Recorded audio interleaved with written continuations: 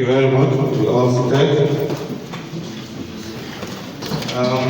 Actually, on the program now, we are built to have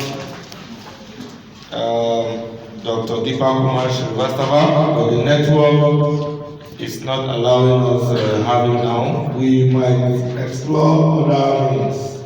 If the Zoom is not connecting, we might use maybe the WhatsApp. But in the interim, let us now have the address by Professor Zachary Mohammed.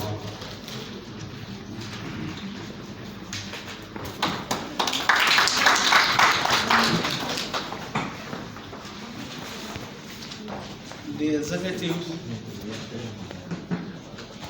of Library and Information Sensitization Forum of Nigeria, participants at this conference, good morning everyone of us. The Library and Information Sensitization Forum of Nigeria was established 2017. It came about as a result of some youth from the Department of Library and Information Science, ABs, who felt that it's better they go about and sensitize the community on the need to patronize library and information services around them. And apparently, virtually every year, they have one program or the other on that thing. It has gone beyond library and information service utilization to issues related to health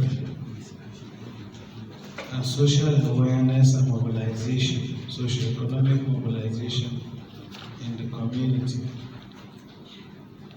Having gathered much strength, it was registered with corporate affairs. And ever since then, there is rarely any year that one program or the other has not taken place. But specifically this year, which program would have taken place last year because of coronavirus, it has been shifted forward to date. So what we are doing today is what we have done last year, 2021.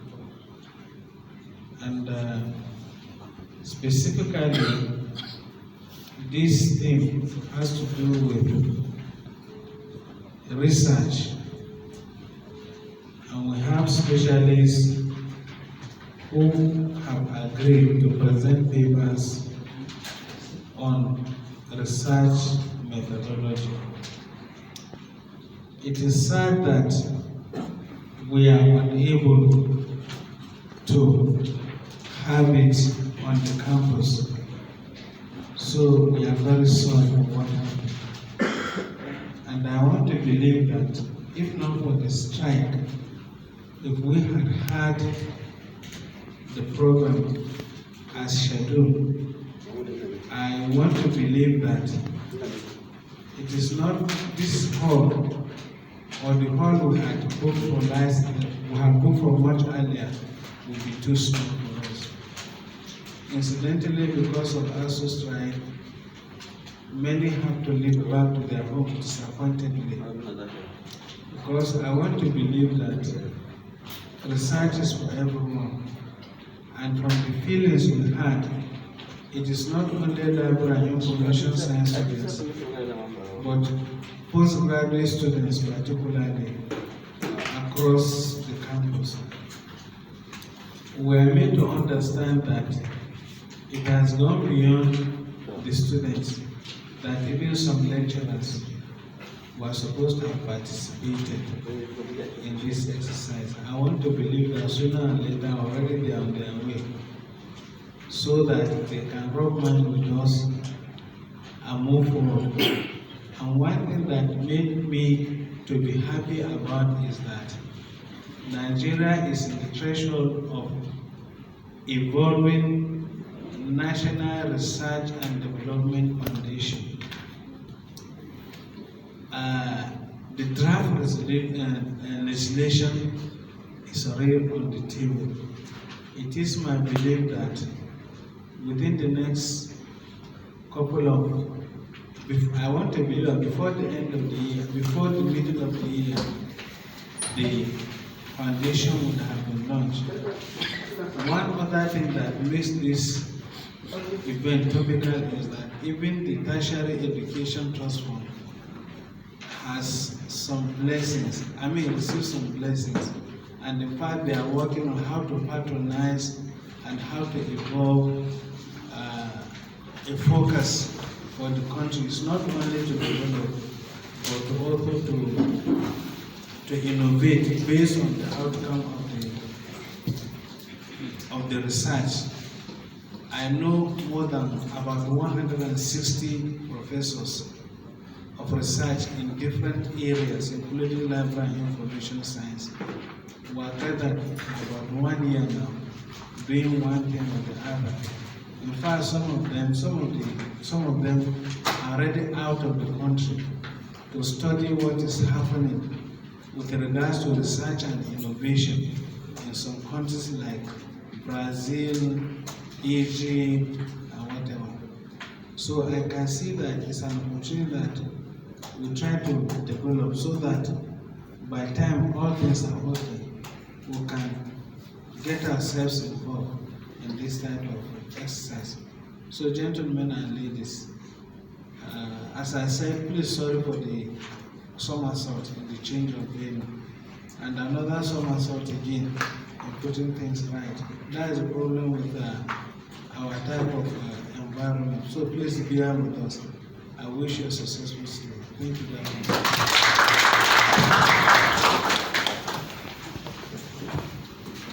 Thank you very much. We can do better. We are now better. Thank you very much for that heartwarming message.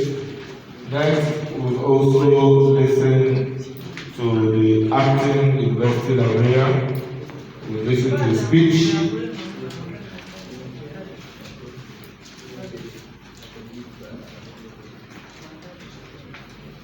Okay, acting university laureate, sir. Yes, please. It's my turn? Yes, sir.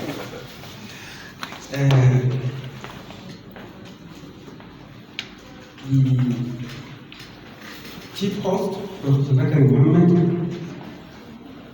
the national president of the Library Information Forum, participants, the resource persons, ladies and gentlemen, good morning.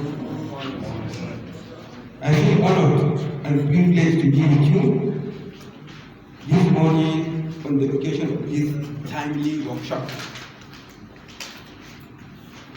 I want to start by saying a little on the importance of research at any level, in particular reference to tertiary level. To start with, research aims at overcoming deficiencies in thought, opinion, and direction.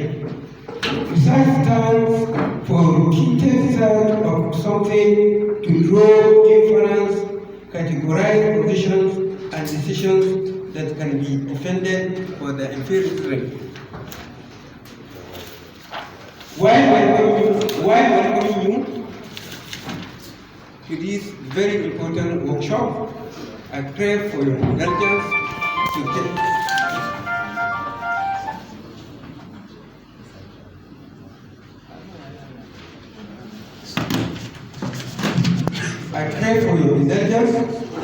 to pay attention to the resource persons of this workshop and all participants that are physically or virtually present in order to benefit maximally at the end of the exercise. At this juncture, I wish to say that researchers should always take advantage of the rich current resources in the library in forms of databases and the like that are hardly to come back outside the library because largely because of the economic problems we're in. The library supports research through provision of wide formats of information resources, making them accessible and retrievable. This provision allows for search of these resources over and over to be able to obtain answers to such questions, as well as undertaking delivery activities ensuring as objectives of research. The library is an epitome of global best practices in the conduct of research because of its global role of support and facilitation. In addition to this, distinguished its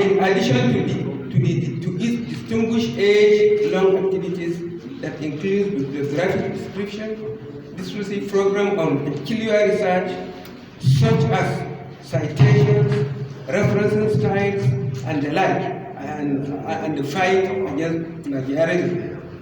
The library ensures that each item that constitutes research best practices arose discourse from diverse implications on the conduct of research, thereby entrusting a significant step of research activities to the kind of relationship that exists among researchers in the library. For instance, all reference lists are adjoined complete when compared with a typical bibliographic description of information resources, referencing style adopted by researchers, the place of citation within the text, and the fight against plagiarism are emphasized by the library. When research is approached from quantitative, qualitative, or mixed methods,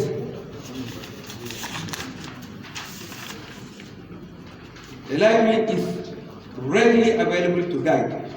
Another area of contribution of the library's research is by providing guidelines for the organization and suggesting where research outcomes can be published for global visibility. The library, particularly the academic ones, have institutional repositories whose objectives are to promote local content visibility and collaboration. In conclusion, I have the single honor to invite you to visit the Kashim Ibrahim Library of our premier university anytime to engage the resources and designated services that are tailored towards research. Thank you for listening and wishing you all fruitful workshop and deliberation. Thank you.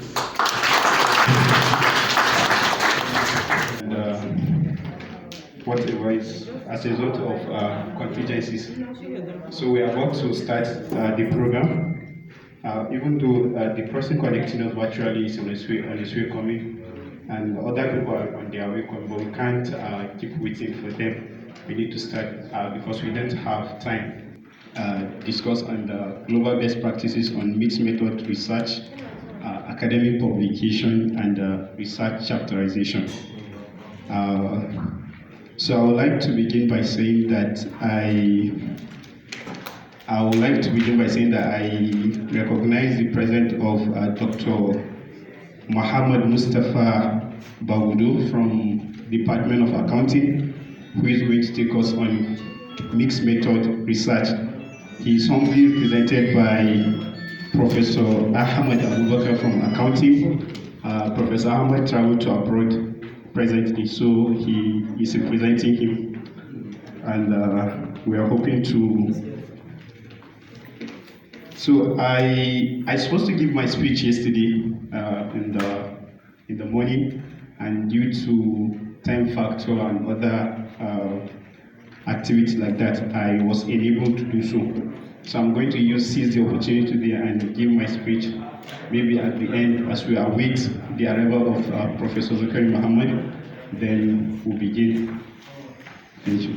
So I would like to start by saying that I return all glory to Allah, the most merciful, for the privilege given to us to be alive today. We are not taking this for granted as we pray for His divine protection, guidance, and continue to seek His mercy and love in all our doing. It is a great honor and joy for Library and Information Sensitization Forum of Nigeria to welcome you to its 2022 annual workshop on research methodology, with the theme Global Best Practices in Conducting Research.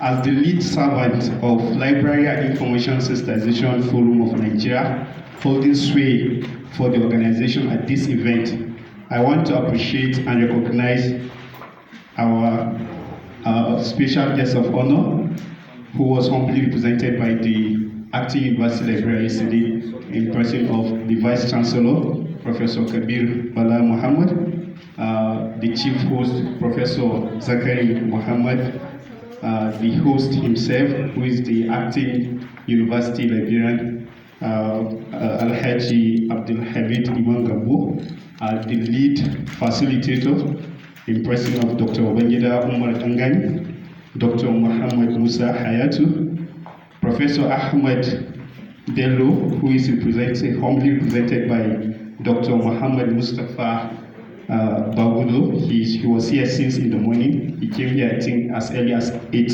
a.m. Dr. Yusuf Musa from Department of Physics, Dr. Madan Ahmad Yusuf, the Chief Librarian of Public Library, Ahmadu Bello University, Zaria, our lecturers present, students present, associates of Library and Information Sensitization Forum of Nigeria, and all participants physically present and virtually connected across the globe. Thank you all for believing in us and to have created time to honor our invitation. May Allah bless you all.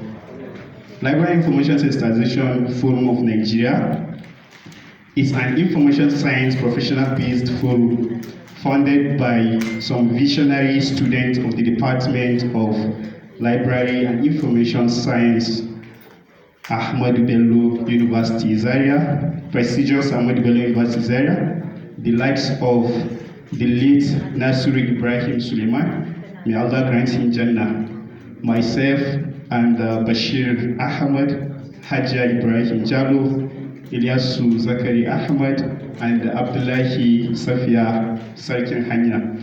This organization was founded in 2017, not too long, under the fatherly and intellectual professional input and direction of our humble Professor Zakari Muhammad, Dr. Habibu Muhammad, Professor Abdullahi A. Musa, Professor Tijani Abubakar, Malan Ahmad Yusuf, Dr. Matthias, and Dr. Muhammad Hayatu.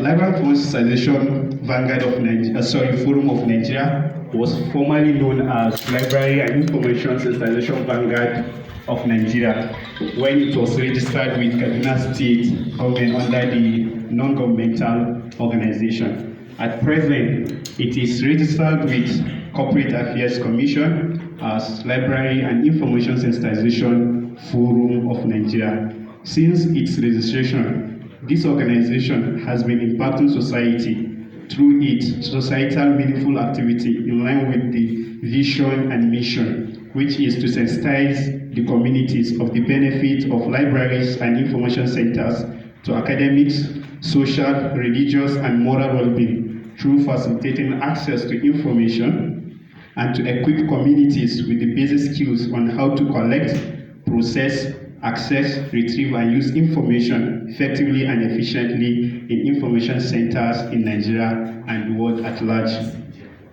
Library and Information Sensitization Forum of Nigeria has successfully, among other activities, held the following since its inception.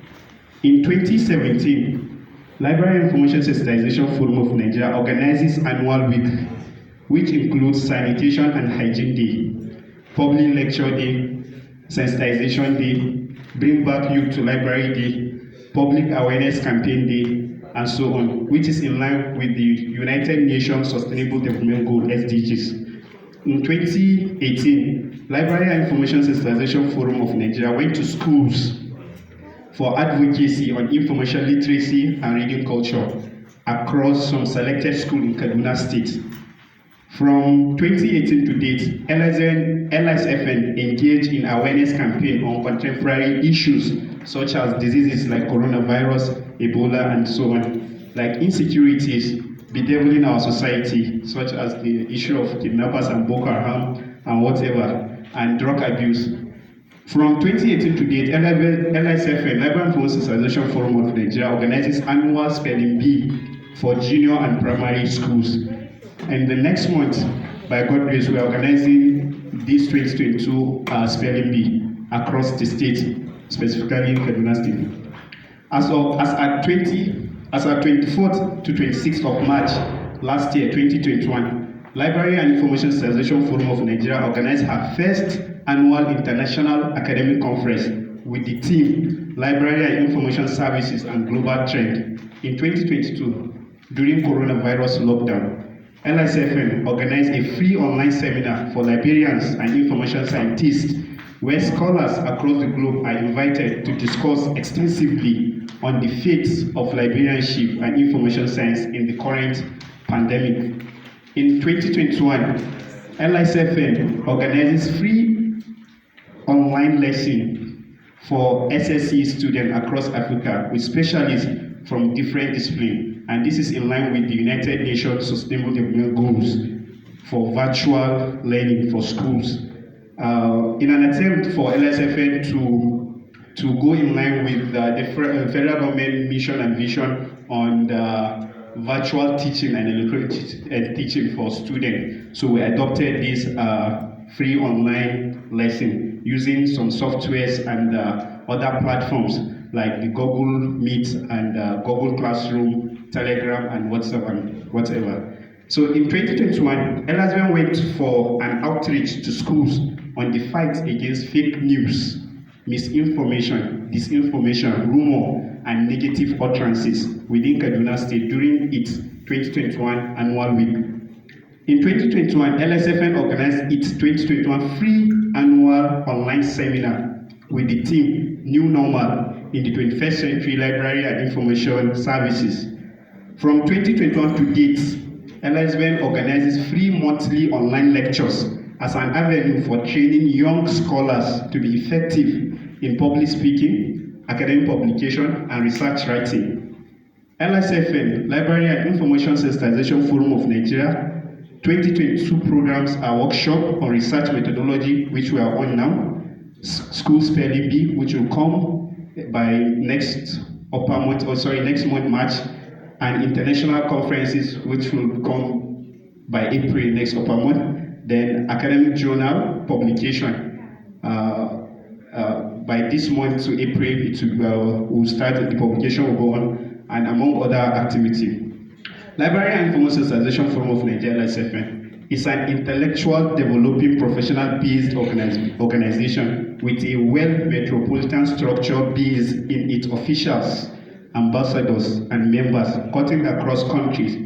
We are highly concerned with the intellectual capacity growth of academics, researchers, and students. Hence, today's workshop is imperative to take advantage of our scholars, the likes of Professor Zakari Muhammad, our invited guest, and lead facilitators, to groom participants across the country in the global best practices in conducting research, which is I'm optimistic about after today's intellectual discourse with our guest speakers and contributions from participants physically present and virtually connected. We are aware of the high expectation from academia to solve societal problems and contribute to the body of knowledge through appropriate research using the suitable methodology, which academia is determined in improving in this regard, even in the face of research encumbrances, through adopting global best practices. However, academia is also worried at the lack of political will for the implementation of research findings in research institutes and libraries in Nigeria. Meanwhile, research contributions to the present developmental strides in Nigeria are worthy of mentioning. At this juncture, ladies and gentlemen, I am urging all the participants physically present and virtually connected to be attentive and calm while the discourse is on, and penning down questions and contributions to participate accordingly as will be directed by the team of facilitators. Once more, Library and Information Sensitization Forum of Nigeria, LSFN, is happy and appreciate that you came, as well to those who stay connected virtually to this workshop.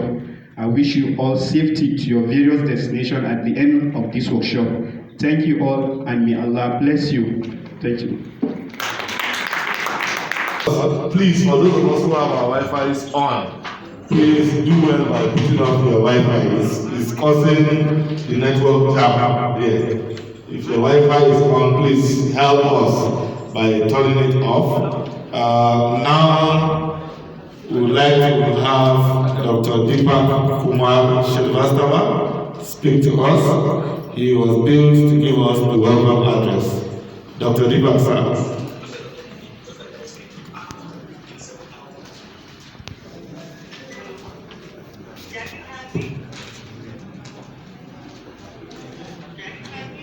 Yes, sir.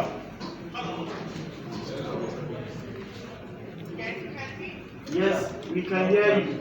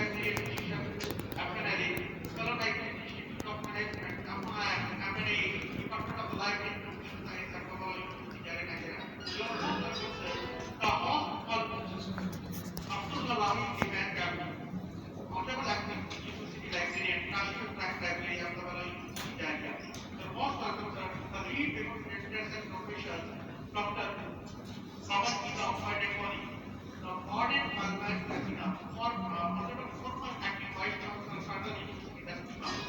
If he report his thoughts on the complete topic, global aspects of independently inquiries, immediately research.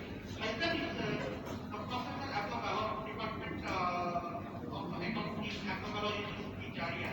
If he report his thoughts on the topic of global best practices, independent topics, Malman research. Your most welcome, sir. Dr. Hayati of Department of Library and Information Science, Abdullah University, Jaria. He report his thoughts on the topic of the global best practices in effective and qualitative research. Your most welcome, sir. Dr. Yusuf Bakar, Department of Physics.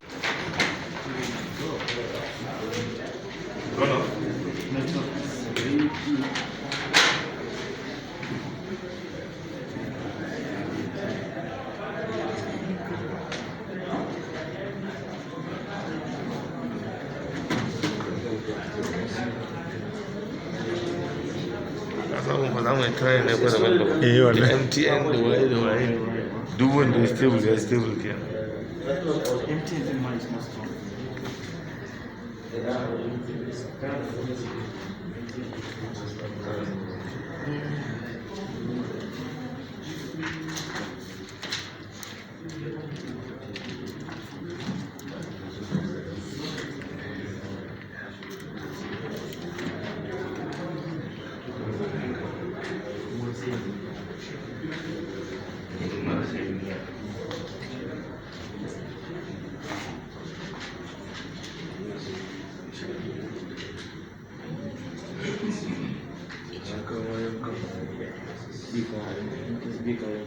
Recording in progress.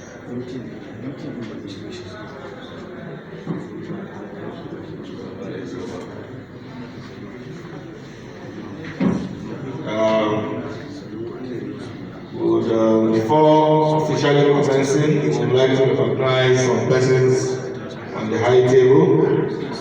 First, we recognize Professor Zakari Mohammed, the Grand Patron and Chief Host of Lisfn.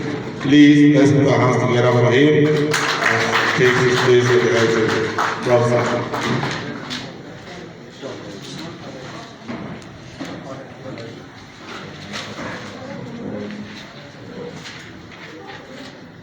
Next, we would like to recognize the presence of Alhaji Abdulhamid Iman Gambo, the acting university librarian, Ahmadu Bello University Zaria, and he also doubles as the host for this event. Let's put our hands together for him. Next in line, we would like to recognize Dr. BABANGIDA, former acting Vice Chancellor, Federal University of BARDEN, MALAMAN, KASTINA. Please, let's put our hands together for him to come forward. He's one of the resource persons for today.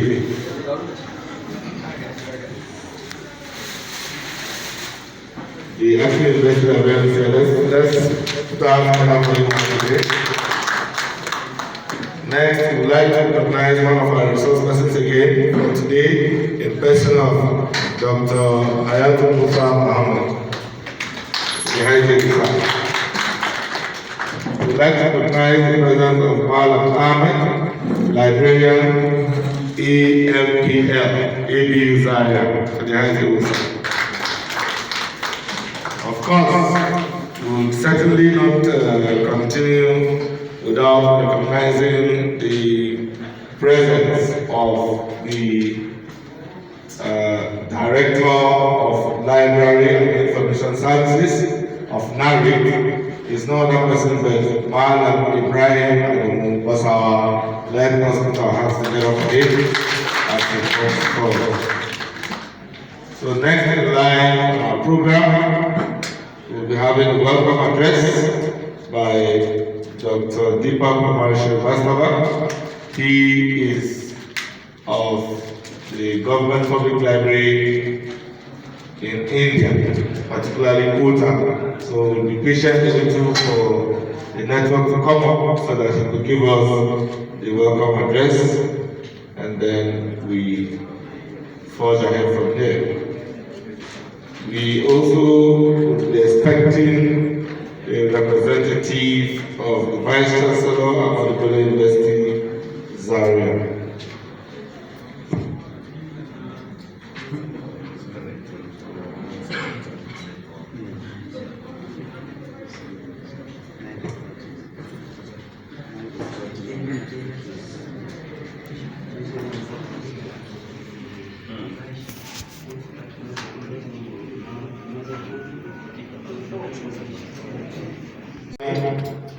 He is going to take us through quantitative research.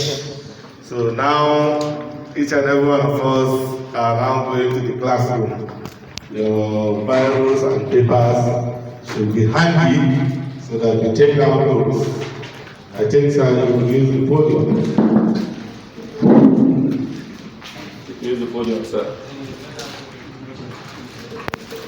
I have sent a PowerPoint presentation. Hello. It's ready? The PowerPoint. No. Yusuf.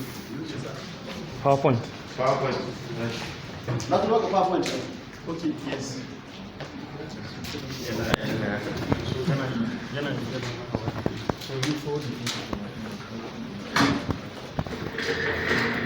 Very important issues. I share an issue. So that those are the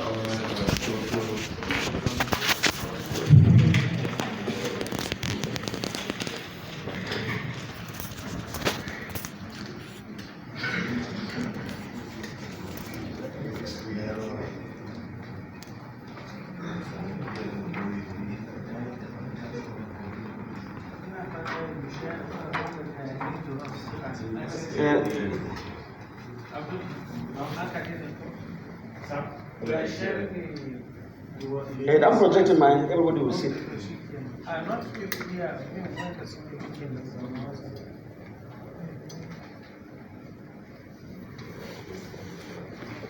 Good morning, everybody.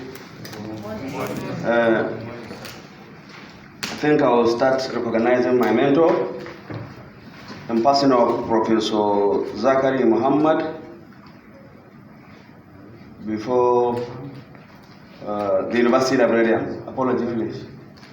The University Librarian, my HOD in person of Dr. Habib Muhammad, Librarian Narikt, my colleague Dr. Hayatu Muhammad Musa, the other colleague Malan Ahmad Yusuf,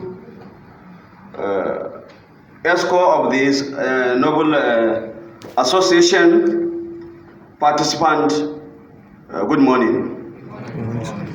It is a great opportunity to meet you this morning to discuss a topical issue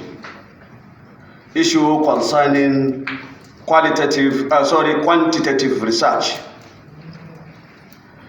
As we all know, research is like a sect. In religion, we have sects. For instance, in Islam, we have Izala, we have Tariqa, we have so many divisions. So also in Christianity, Catholic, Protestant, and so many other divisions. So also research. Research has divisions. And today I'm going to discuss one of these divisions of research. What I intend to do, or what I have prepared for you this morning, is to at least discuss 10 slides. These 10 slides, in them I try to define what research is and what research is not. It is when we understand research clearly that we can be able to identify our lane, which lane belongs to us. As I said, we have lane. Then we have qualitative research, quantitative research, mixed method, feminism. There are so many paradigms. There are so many paradigms.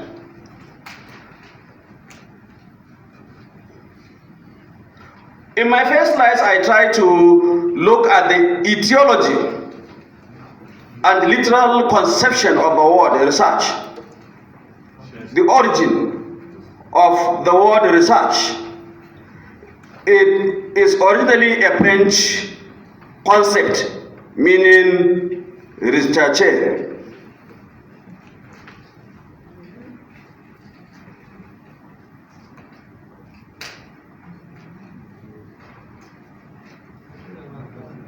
I think I have my laptop here. If you have some. Put a flash. Yeah, flash.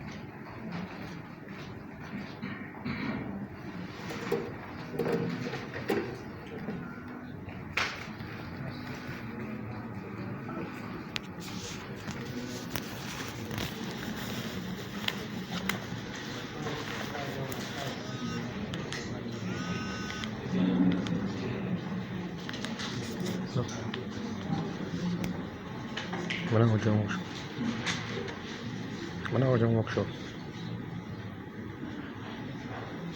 Okay. Ta zai.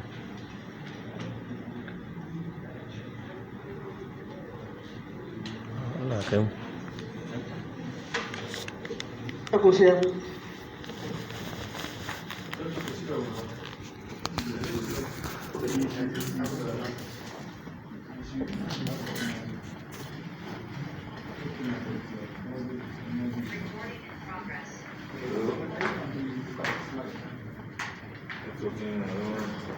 You know, this PowerPoint is very important. It's not a normal conference. It's more of a workshop.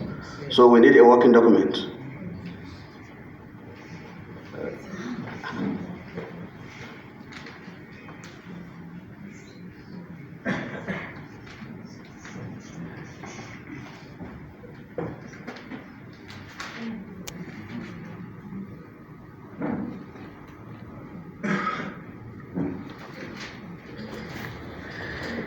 Try to discuss the etymology of the word. I said the term research has its etymological derivation from a French word, recherche, which means to investigate thoroughly. Research is thorough in nature. And in English context, the word research has two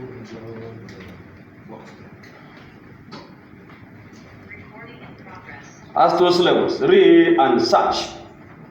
Re means to do something again. Search means to look for it, which means research is searching again, and again. So we'll look at now the technical meaning of research. Who will be controlling the movement of the slides for me?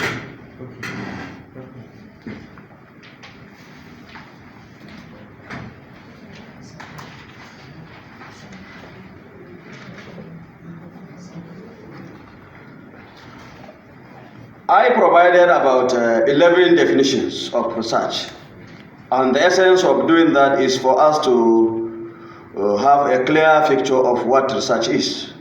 Some conceive research to be a problem of arriving at defendable solutions to problems. For instance, if you look at the first definition, which is by Oshoala 2015, he is of opinion that research is the process of arriving at defendable solutions to problems through a planned and systematic collection, analysis, and interpretation of data. What this definition means: the basis for the conduct of any research is the existence of a problem. Problem must exist before you can move into action. And for you to arrive or to find solutions to problem, you need to follow some protocols. And these protocols are well structured that whoever is to conduct research must observe them, ranging from planning and to the issue of identifying where to get the data from, how to analyze the data, and then the transformation of the data so that it will make sense to its target audience, and then finally communicating your research findings. The second definition validity is that research is a systematic process of collecting, analyzing data in order to increase our understanding of the phenomenon with which we are concerned or interested in. It is not looking at research from problem point of view. Research can be conducted with the intention of expanding the frontiers of knowledge. You are not addressing a practical problem, but you want to shed light on something. You want to create, you want to make a mark. So research can come in to increase our understanding of issues. For instance, when information common was first introduced in Nigeria, there were a lot of ambiguities of what information common is. Some are of the opinion that information common is the entire library. Some are of the opinion that information common is a section in the library where specialized services are provided. So with this kind of situation, the only thing that will address this kind of problem is research. Research can come in to give a clear picture of what a concept is or what that concept is not. Research is also a process of steps used to collect and analyze information to increase our understanding of topics or issues. This share commonality with the second definition, and this definition is by Creswell. The important things about all these definitions is that it emphasizes that research is scientific and is conducted in stages. Research has an established procedure that all participants or anybody that want to engage into research must observe. Who is moving the? Is there any way that I can control from here? No, no point.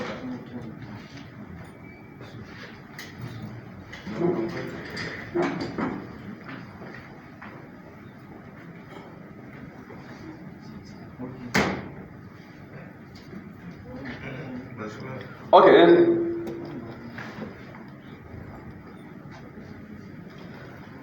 In these slides, I will look at the third definition by Kalinga and Lee.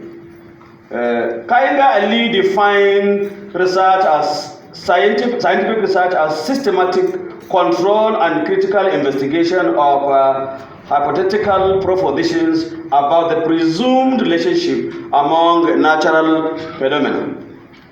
What these scholars are trying to show here that research, as I said earlier, has established protocol. And some researchers will try in the conduct of their investigation to show relationship between two or more variables. In quantitative research, what is of interest to researcher is the variables. Researchers play with variables. So in today's discussion, we'll discuss how these variables are manipulated in research, because it's what is of interest to researchers in quantitative research. Abdullah, next slide, please. In this slide also, I will look at the last definition there by West and Carlin. They say research is a systematic and objective analysis and a recording of controlled observation that may lead to the development of generalization, principles, theories resulting in prediction, and possibly ultimate control of event. What we are trying to show here is that in quantitative research, Data generated are usually generalized. Why is generalization possible in quantitative research is because of the objectivity employed by researcher in choosing respondents, in data collection, in data analysis, and in reporting. Researcher has no influence. Researcher doesn't have influence on anything in quantitative research. And this is what makes it possible for a quantitative researcher to make generalization. Data generated can be generalized to assume is the true opinion of all members involved in the population area. The next slide, please. In this diagram, I try to summarize all that I have discussed in the various definitions of research. And research, as I said, has an established protocol, and it begins with the identification of a research problem. Researcher is expected to identify problem before topic. Topic is usually derived from the problem. What is the problem? What did you observe that will warrant the conduct of research? And problem can be obtained from so many sources that we will discuss later. And then for you to articulate your problem and then develop architecture for your research, you will heavily depend on the utilization of available literature, that is literature review. Literature review will help you in redefining and concretizing your problem. It will also help you in developing your research questions, because review of literature will help you in avoiding duplications. Questions already addressed by previous researchers can be avoided through consultation with literature review. And when you are trying to identify lens, in quantitative research, we use theories as lens, and we make use of deductive utilization of theories. We verify theories. Qualitative researchers generate theories, and the quantitative researchers utilize and verify the theories to determine their workability. Are these assumptions valid? So that is the work of a quantitative researcher, and this can only be achieved through a rigorous utilization of available literature. Literature will also help you to develop your research strategy. You identify the target population, you define who is qualified to participate and why they are selected, and you develop an instrument that you will use to generate response from respondents so as to have a primary. Then also the last stage is the issue of discussion of findings and then reporting what the researcher discovered. The next slide, please. This diagram also tries to show the phases. From this diagram, research has three phases. The first phase is choosing and defining. What do you choose? You identify a problem, you define your problem, and you also develop your title. Then from there, you develop your research question with reference to your problem statement. Then you develop your objectives in line with the research question. These are related. The research questions and objectives are related. You also develop hypotheses, and then you design your method. This is the first phase of research. And the second phase involves the phase of data collection, data analysis, test of hypothesis, and drawing of conclusion whether to reject or accept assumptions. The last stage is the stage of reporting.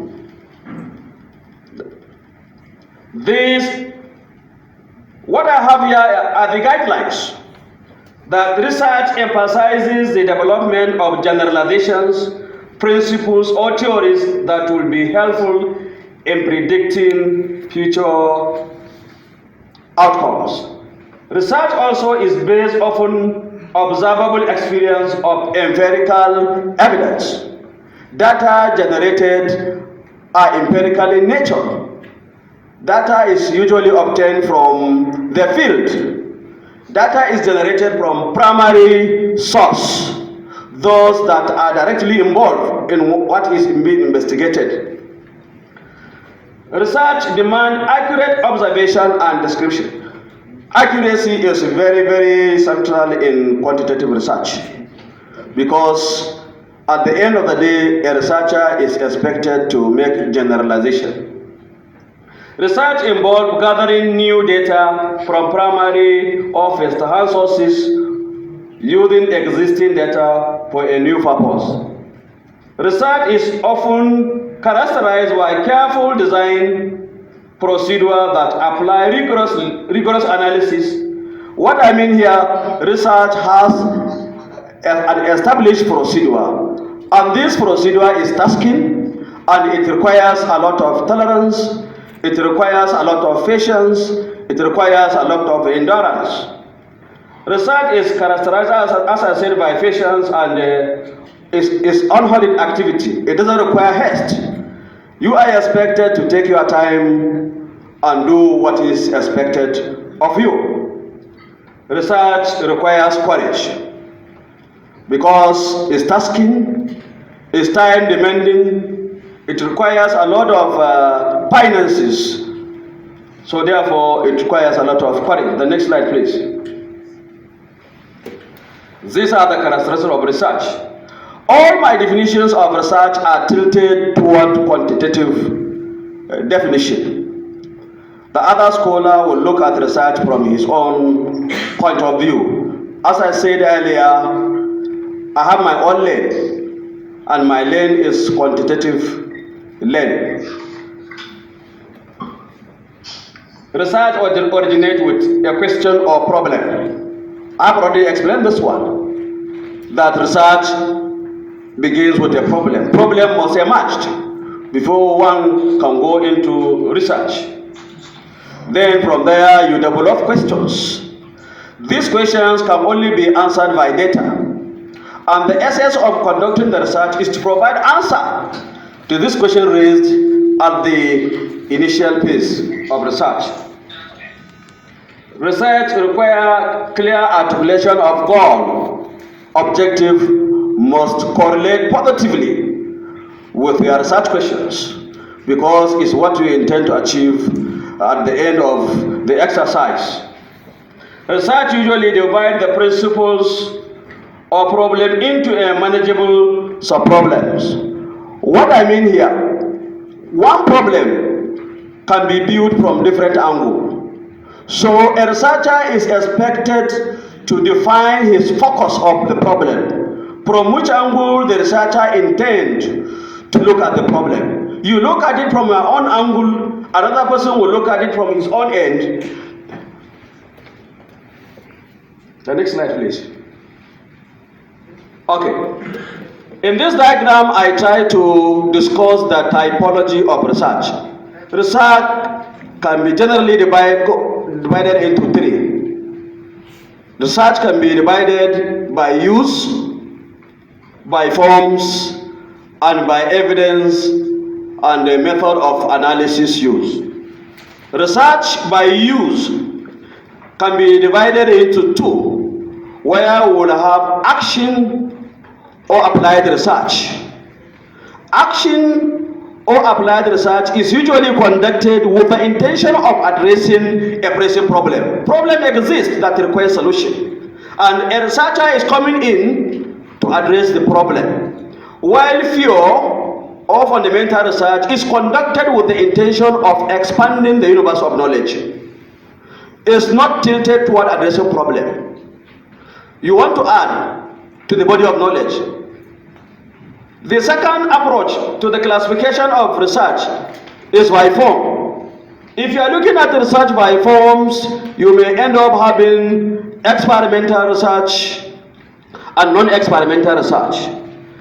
In experimental research, you have pure experimental and quasi-experimental research. In non-experimental, you may have what we call descriptive research, correlational research, and survey, cross-sectional survey, and longitudinal survey. All these are non-experimental. That is when you are looking at research by forms. Research can also be viewed using the method of analysis used. What is used in analyzing the data? Where data is usually presented in figures or in numerical format, this type of research is what you call a quantitative research. And if you decide to present your data using pictorial format or in a narrative format, this kind of research is what we call a qualitative research. And a research can involve the conjuncture of the two, partly quantitative, partly qualitative, and this is what we call mixed method. So these are the typology of research. The next slide, please. Having defined what research is, what we will look at now is the research hierarchy. Research hierarchy. And the top is the philosophy, research philosophy, assumptions used or assumptions are supposed to guide the conduct of research. If you look at this mic is distracting me. When you look at the hierarchy there, the starting point is the research philosophy. And a research philosophy, as I said, are assumptions. We have assumptions that are supposed to guide our conduct of research. And these assumptions are four. What I have there is three. There are four assumptions: the ontology, the epistemology, axiology, and the methodology. Then from the assumptions, you narrow down to what you call a paradigm. I think.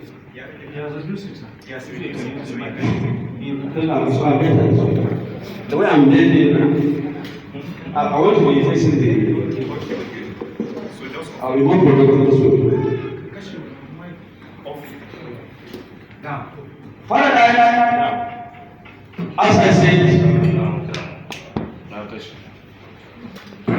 researchers or group of researchers usually comes together and develop their tradition. Tradition developed by a group of researchers, and these traditions are usually one-time researchers in the conduct of their research is what is referred to as paradigm. It is a group of researchers that usually come together and develop their own traditions of research conduct. And as I said earlier, there are so many paradigms. Some of these paradigms include positivism, interpretivism, and pragmatism. Each of these paradigms contains the aspects of ontology, epistemology, axiology, and methodology. The lesson, as you go down from paradigm, it will take you to what we call methodologies. And in methodology is where you will have what we call a quantitative research, qualitative research, mixed method, and so many other new paradigms that have emerged now. Then from methodology, you will go down to what we call a research design. There are so many types of design in the conduct of research, and these designs are usually dictated by your paradigm. If you are a quantitative researcher, you have your own designs. You look at your problem, the nature of your problem, and how you intend to address the problem, and the theory that you intend to use as a lens through which you look at the problem, then will inform your choice of design. Design that will best suit what you intend to do. For a quantitative research, a researcher may use either experimental, survey, correlational, or other type of researches. Then for a quantitative researcher, he may end up using either a grounded theory and so many other research designs that will suit his research problem. As I said earlier, what will inform choice of a research design is the nature of the problem, because what you intend to address is the problem. So therefore, the way you define the problem, what am I defining the problem? The perspective that you intend to use in addressing the problem will determine what design will fit that situation. And for you to do this, you are expected to, one, look at what you call ontology. Ontology. Your view, your perspective of reality. From which angle are you looking at the research problem? In practical sense, reality and the problem the researcher intends to address. What is your definition of the problem? Your definition of your problem will inform the design of choice. Then, how do you intend to go about exploring the problem? That is the epistemology. How do you go about discovering the problem? Do you exert influence on the outcome of the research, or the research is independent of the researcher? In quantitative research, research is independent. Researcher has no influence on the outcome of his research. Unlike the quantitative research, where there is subjectivity, everything is objective. Researcher is objective in designing his instrument, is objective in selecting design, in choosing respondents. And you do almost everything. And it's what makes a quantitative research a scientific research, because of its objectivity. Then there is also need for the researcher to look at the issue of values, ethical issues in research. Then the last one that is missing in this slides is the methodology. I said there are 4 components of any research: the ontology, epistemology, axiology, and methodology. These are the components of any research. The next slide, please. We have to source a quantitative research. And paradigm of a quantitative researcher is positivism and post-positivism. And what I try to do in discussing positivism here is to look at the assumptions. Assumptions about the ontology, that is the nature of reality. Assumptions about epistemology, that is the nature of knowledge. Then assumption about axiology, that is values of the research process. What is the assumptions of a quantitative researcher in positivism? That reality, there's only one tangible reality. There's only one tangible reality. proposing paradigm, the interpretism, there are opinions that reality is multiple. But ontologically, in quantitative research, reality is one.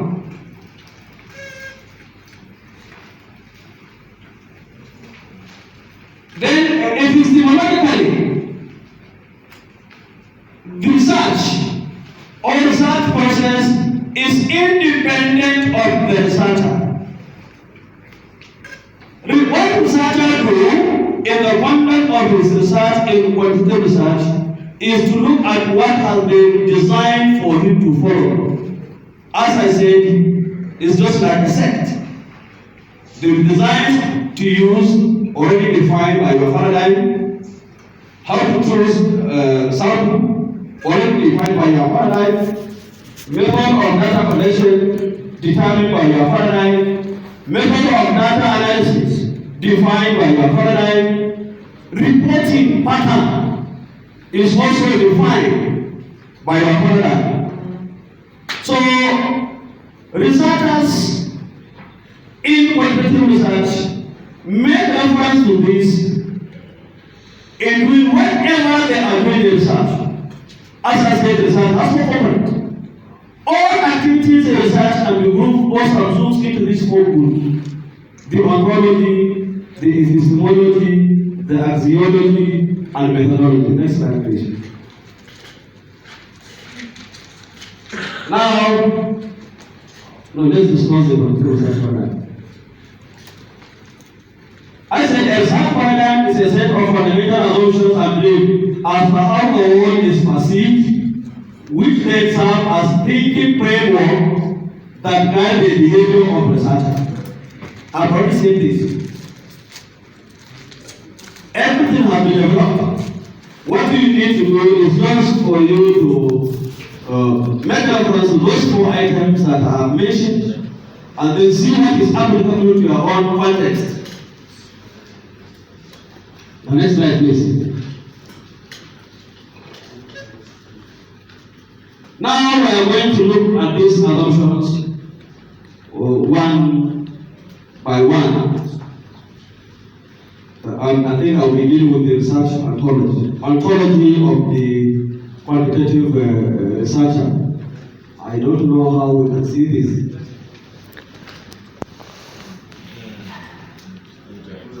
It's too tight.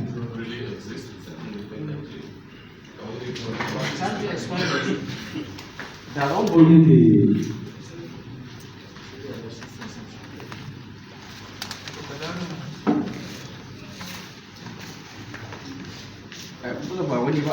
I'm talking to audience.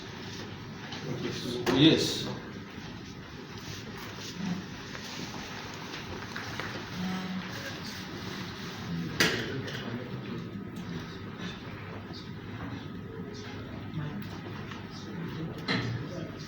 I said ontology is the view of how one perceives the reality.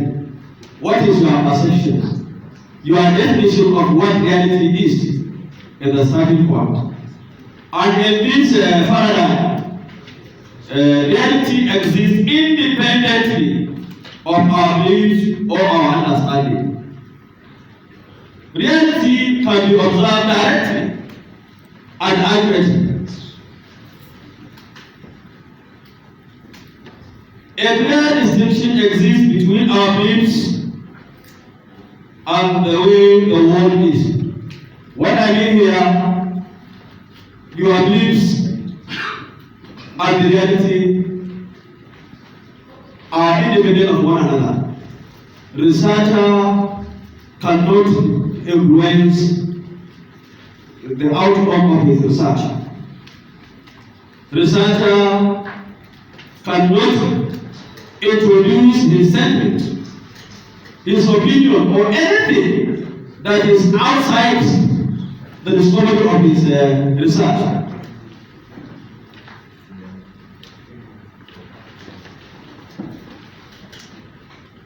Social phenomena and their meanings cannot change. As I said, reality is one. And because of the objective nature of quantitative researchers, whatever they do, they are usually guided by laid down guidelines and procedure that usually guide their activities. The epistemology, on the other hand, is the belief of the way we generate understanding and use the knowledge that we deem to be acceptable and valid in conducting our research. As I said, how we go about discovering the research problem.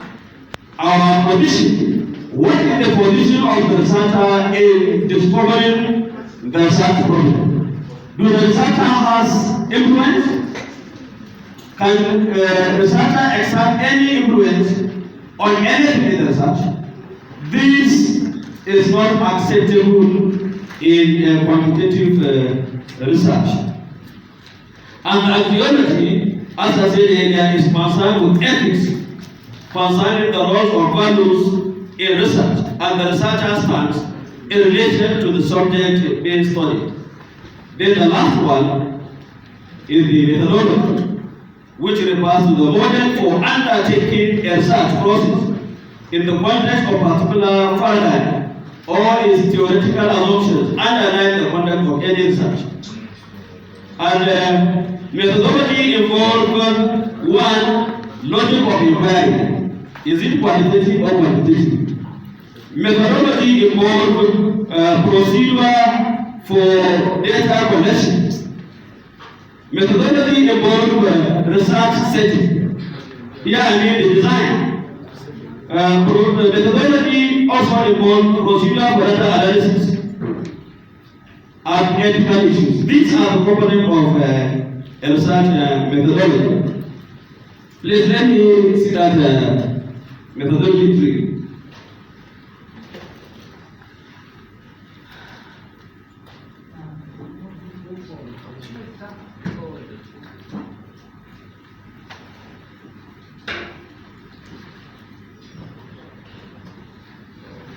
This is the summary of all that I have discussed. Ontology simply refers to the use of any investigation. How do we do the work? That is the ontology. Epistemology is more understand how we should investigate the work. Then the methodology are the branches. That is how we should best collect data. And the method, which is depends on how we collect data, are groups. This unit is used to describe the component of any research, from the ontology to epistemology, methodology, and method. The next slide, please.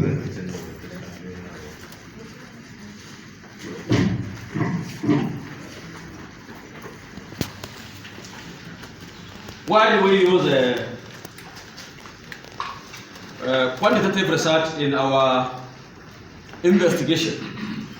Here I try to provide some strength of quantitative research over any other research methodology. One, quantitative research allows for greater objectivity and accuracy of results.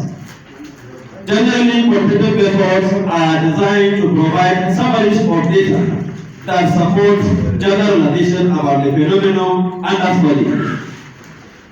In order to accomplish this, quantitative research usually involves few variables and many cases, and employs prescribed procedures to ensure validity and reliability of the instrument and the data generated.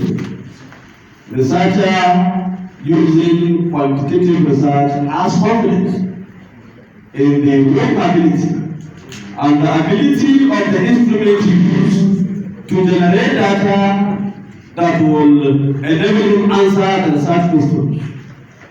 It also enables him to have confidence that the instrument is dependable.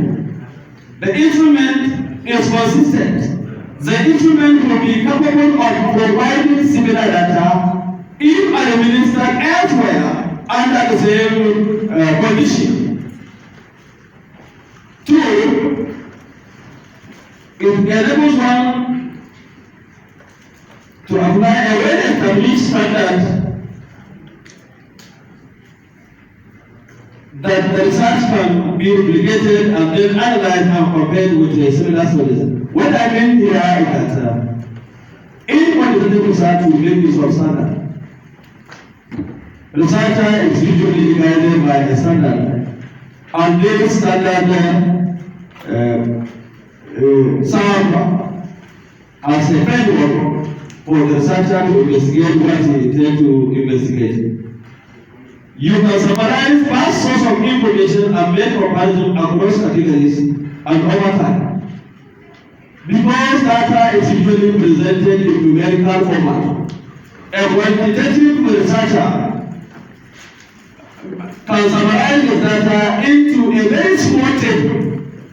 You can present a vast amount of information into a very small table or in a very small graphical format.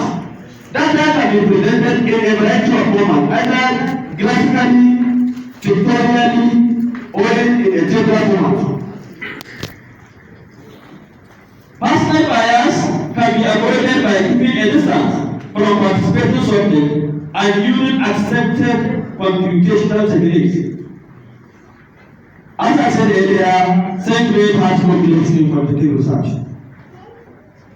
And computations, as a method of computation, what you use to analyze your data is already defined by a paradigm, and they are judged to be the best means of analyzing data. We did say, the next slide please, that research is about finding solutions to problems. What is a research problem? Here I define a research problem as a definite or clear expression about an area of concern or a condition to be improved upon or a difficulty to be eliminated or a troubling question that exists in scholarly literature, in a theory, or within existing practice that points to a need for meaningful understanding and deliberate investigation. What this means, research is about identifying an area that requires solution. When you notice an imbalance, when things are not normal, you notice something. For instance, if government invested a lot of money to furnish a library, acquire ICT facilities for the library, also succeeded in acquiring genuine information resources to meet the information requirement of the users. And despite doing this, users have decided library, for instance. I'm trying to show how to arrive at a problem. When has been extended, and users are not patronizing the library, or users are expected to make use of the library to do things better than the way they are doing it before. And despite providing resources, despite providing this, users didn't show any sign of improvement. Things are happening, and certain things have been introduced to make things better. And despite doing this, things remain the way they are. No improvement. Then there's a problem. I keep sharing this with my student. That a student came to me telling me that she intends to investigate prostitution. as part of what she should investigate for her masters. I say, what is wrong with prostitution? It's a very lucrative business. Yes, people have made a lot of money with it. What is wrong with it? She quickly digressed to another topic. Sir, I will investigate divorce. I say, what is wrong with divorce? There's nothing wrong with divorce. If you are not compatible, why can't you separate? That is the best thing. She wanted to move to another time. I said, no, wait. This is not how to arrive at a such problem. Then I said, if my wife offended me and I refused to eat, is that a problem? She kept quiet. I said, I'm asking you, is it a problem? Then I told her it's not a problem. But if I refuse to eat over a long period of time, what will happen? Hunger, starvation, sickness, and finally death. This is the problem. In research, what the researcher investigates is the reaction, not action. What is the consequence of the action? Are you getting me? Let me go back to my previous example. I asked her, what happens as a result of prostitution? She said, unwanted pregnancies, delinquent children, sexually transmitted. I said, this is the problem. So researcher is interested in reaction, not action. So something has been introduced, and despite its introduction, it didn't change anything. Then there's a problem. This is the current situation of libraries in Nigeria. There is low patronage. Any literature you lay your hand on, they will tell you there is low patronage of library services or library resources. Why? We need to conduct, researches have been conducted actually, but for a research to make impact, it must be a reality based. Nigerian researchers are very far from reality. Somebody will go into research without existence of any problem. Problem doesn't exist. And a researcher will go on investigating what doesn't exist. How will that research make impact? It will not impact on anything. So for a research to make impact, research must be a problem based. The starting point of any research must be the existence of a problem. And as I said, these problems have dimensions. Some problem can be social problem. Some problem can be cognitive problem. Some problem can be socio-cultural problems. So your definition of the problem will improve even your choice of the research theory that you will use. Because researcher in quantitative scene use theory deductively. You use theory as a lens through which you look at a problem. And therefore you are expected to be guided by all the construct of that theory. That is the deductive use of theory. All the construct of the theory, if not all, those constructs that are relevant to the problem. You have the problem. You look at the nature of the problem. Is it a social problem? Is it a cultural problem? Is it cognitive? If it's cognitive, you go for cognitive theory. Your definition of the problem will inform your choice of research theory, model, or meta theory that will guide you. And in trying to show the place of theory in research, I usually use a blackboard to show a diagram. That if you climb a mountain and you are holding a gun, and plenty of people are around the mountain, if you are to shoot one another, who will die first? You have been exposed already. That is how you are if you are conducting research without theory. But where you have theory, that theory will serve as a buffer. You are looking at this problem within this context. So nobody can bring anything outside that theory. And that is why when you are reviewing literature, there are dimensions to literature review.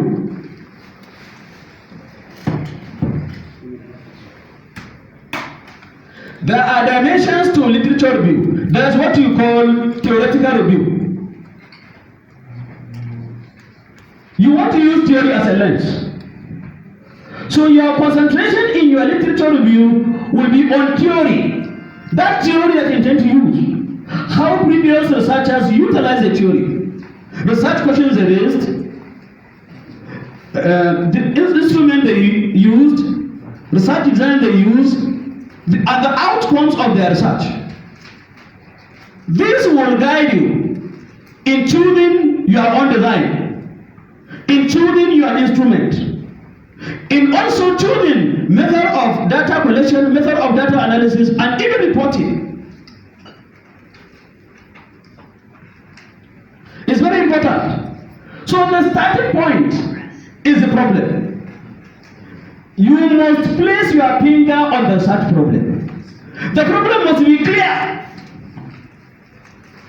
If it's not clear, all those things that will follow can be applied wrongly. When the problem is clear, then it will inform your choice of one, I say theory. It will inform your choice of design. It will inform the choice of your instrument for data collection. And so also data analysis. So that is why when you are reporting a research, normally we look at the problem, correlation between the problem, research question, findings, and recommendation. When there's agreement, it means you have done the right thing.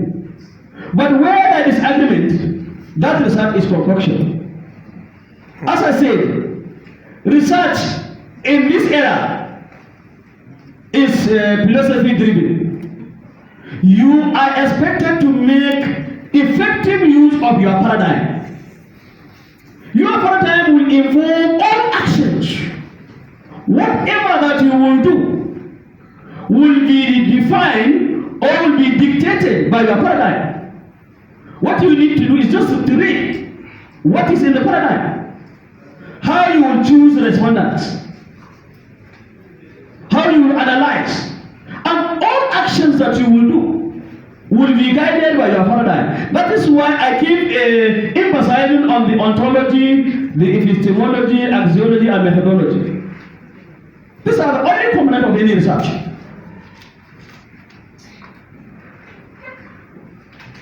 If you think design is independent of the problem, you are getting it wrong.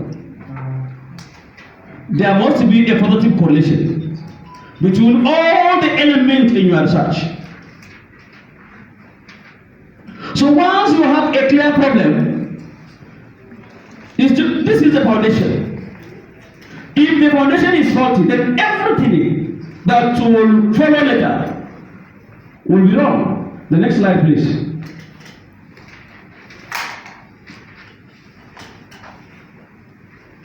These are some of the guidelines for choosing a research problem as propounded by Truckman. He said the problem should involve a relationship between two or more variables. I told you that in quantitative research, what we play with are what? Variables. The independent variables, dependent variables, moderator variables, extraneous variables, intervenient variables. We have thousands and millions of types of variables that we play with in quantitative research. Variables are of no interest to quantitative researcher. Two, it should be stated clearly, usually in question form.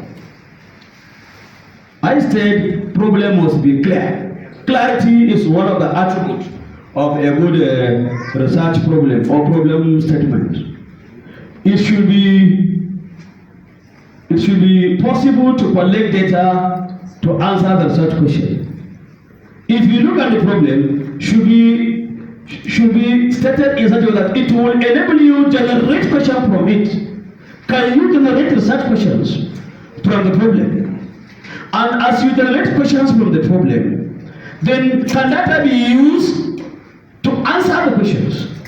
Because research is about answering the questions that you have raised at the initial phase. Then the last one, I said, as much as possible, it should not represent moral or ethical issue. This one I don't have to stress energy on it. Next slide, please. It's very clear. How do we go and look for problem? Where do you go and get a research problem? How do we arrive at a research problem in quantitative research? These are some of the ways. I think after these slides, I will allow the audience to contribute, because this is not a conference, it's a workshop. So we are here to share experience. One, deduction from theories is one of the way of identifying a research problem. When we are to discuss literature review, that's where you are expected to identify your research gap. There are so many types of gaps. One of these gaps is what we call a theoretical gap. A theoretical gap can be a source of a research problem. You can generate a research problem from a theoretical gap. Then, personal experience. Your own personal experience. As you are going somewhere, you can come across a situation that will require investigation. For instance, somebody told us that he visited Maiduguri, and while interacting with the people in the University of Maiduguri, they told him their own definition of the university library, that the library staff are aggressive, unfriendly, very harsh, and that prevented them from using the library. This is a problem. Behavior of somebody is causing library to be deserted. There is need for you to investigate what is really happening. And there is no way you can get answer to this without conducting a research. Only research can address this. Reading from literature, as you are reading, you can come across a research problem. Also, discussion with senior colleagues is not here, is not mentioned. That is how I was able to get my own master's topic. My senior was discussing issue relating to information literacy. He attended a conference outside Nigeria, and they're discussing information literacy. Then I just picked interest. I started reading about it. That is how I was able to come up with a problem. So discussion with senior colleagues can help you to arrive at a research problem. You can remember, you're supposed to, you already know the value of experience. This is what we call tacit knowledge. More than 80% of what we do in organization is tacit.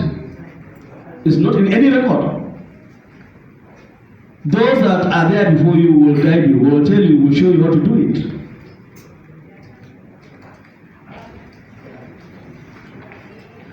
So I think I said I will stop here and allow the audience to make their contribution.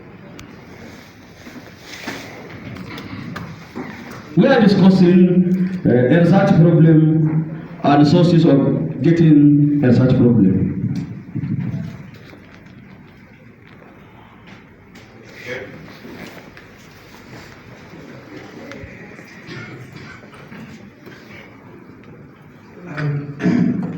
My name is Good morning, everyone. Good morning, Dr. Babangida, for your wonderful presentation. We really had a very, very encouraging moment, and you have really done well and you have done justice in the lecture. In this quantitative research of the thing we are talking about, quantitative research is more of, as we have said, is more of a research that is physical to some extent in nature. So in quantitative research, as we have said that from personal experience, you can come across something physically, and that thing you see, from there you can be able to generate your research topic. So like for instance, if you are dealing with, for instance, materials, you could come along a material that maybe it has some kind of maybe fault, and if that material has some fault, then from that you could generate interest in carrying out a research on how to now solve or develop a research on how to solve that very particular problem with that very particular material. So in essence, what I would like to say, like in quantitative research, it must not... I'm discussing quantitative, not qualitative. I say quantitative. The prophet of quantitative research is there behind you. He will talk about it later. No, I am talking about quantitative, not qualitative. No, sorry. So there are physical things you can see within the environment, and those can form part of your research. So based on my understanding, it's not necessarily that we always emphasize that the sources of the problems must be from literature, because we are to solve environmental problems or existing problems within our societies or our communities. So there are problems that exist, and if we insist that they must have literature backing, some of these issues don't have literature backing. So, because I know all these issues... Like what? That cannot be obtained online? Yes. Like what? Yes, yes. For instance, let me just give an example. Now, if, for instance, I find that there is a particular material that's existing within my community, and I want to now use that material now into to make it as to research into that material, you may find out that there is no necessarily existing literature that is that has been conducted on that very particular material. So there is need for me to just go straight ahead. This is what you call literature gap. Yes. That's of publication. You know, I told you in some cases, researcher can go into research not because he want to address problem, but he want to add, yes, or he want to explain, or he want to understand the situation. So something is happening and it's not clear. So what what I'm trying to say is, we should not always emphasize that research must come from existing problems in the literature, but any physical thing we see in the society can serve as a basis for research. That's my own contribution. Thank you. Thank you very much. Yes, the microphone. Okay. Members of the Nigerian, the presenter, well done. Co-participants, well done. Actually, what I have deduced from this is that based on the training we received from our teachers and our mentors, that nothing on earth is new, nothing under the sun is new. And we can see that even if there are no existing literature, at least we're not just saying literature, it's review of related literature. At least we can have something related to what we can observe in the community or in the environment around us. Yeah. So nobody can say there is no existing literature. It must not be exactly, but there is something relevant. Because all the research that will be carried out is not new. It has been done before. So nothing under the sun is new. Thank you. I'm Yakubu Yahya Ibrahim from Federal College of Education, Panchin, Plateau State. Thank you. I think, let me tell you how one of my students was able to arrive at his research. One statistic. He come across statistics on mortality and complication after childbirth. And in that table, Kaduna State is number 2 in Nigeria. And as you look closer, you discover that very local government is talking in Kaduna State. Then in Kaduna State, Kuspa Ward is having the highest number of occurrence of that kind of situation. That is how he arrived at his research area. Then what the literature says, women are dying frequently during and after childbirth because of non-spacing in giving birth to children. They don't give space. They assume is what is causing it. So since people are dying because of that action, the researcher can come in to identify why.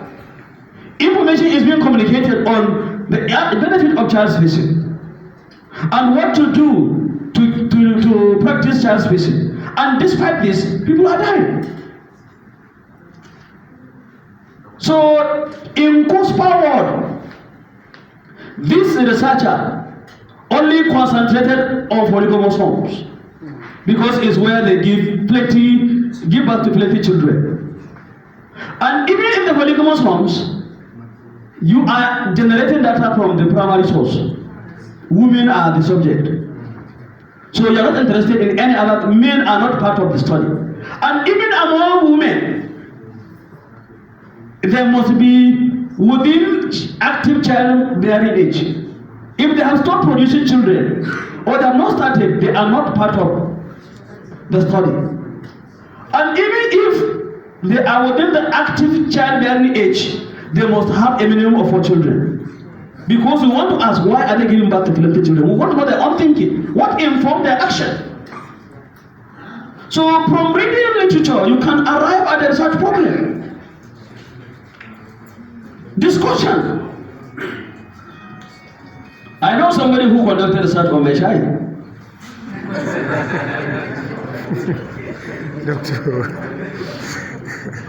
So you can get problem from anywhere. Even in the motor park, you can come across a research problem. Any other contribution? Yes, thank you very much.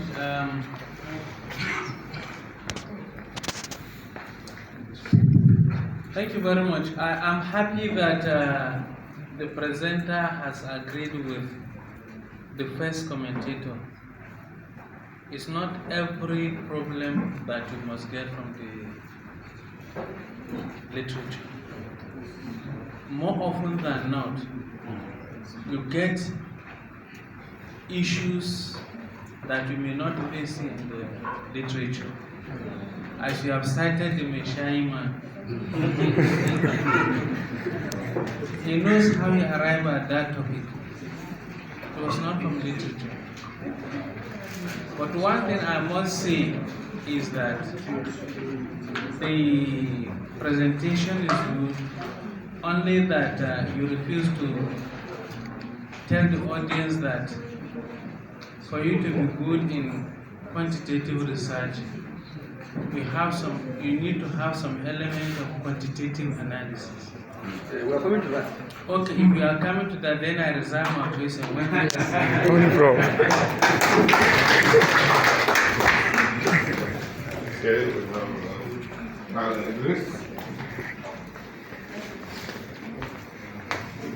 Okay, good afternoon, everyone. My name is Chris Dauda of the Department of Library and Information Science. The question I have is with regards to the issue of research questions, and hypotheses. I think you called it. We are coming to is the next topic to discuss. Okay. From problem, I'm going to research question, hypothesis, then we go to design, analysis. We'll continue like that. Okay. Then, with regards to statement of problem or identifying a problem statement, even though the issue of literature has been stated, but within the literature, from standard literatures in Scopus and Web of Science, what I have discovered is you can identify a problem within these literatures by looking at, for every study that is conducted and it is published in an empirical journal, you discover that they have what they call implications of the study. Now, within those implications of the study, you discover that the researcher specifically states clearly that my study has been able to address this and this and this, but has left out this. Now, what he has left out is a subject of research for another person. Suggestion for further research. So, it's also referred to as suggestion for further research. So, it's another avenue where you can get research. And a lot of these literatures, particularly those on Scopus, Web of Science, the nature of their reporting style is like that. You always go there and you will see something that has already been identified for you. You can pick up and then work on it. So you wonder when people come and say they don't know what to research, or they cannot identify a problem. These things are there. Thank you very much. Okay, maybe two more and then we'll continue. Go. I have 2 hands. 2 more and then we'll proceed because of time. Thank you very much. My name is Mohammed Musa. I will not call the third one. I want to add that the first speaker that stood up made reference to the fact that some problems must not come from literature.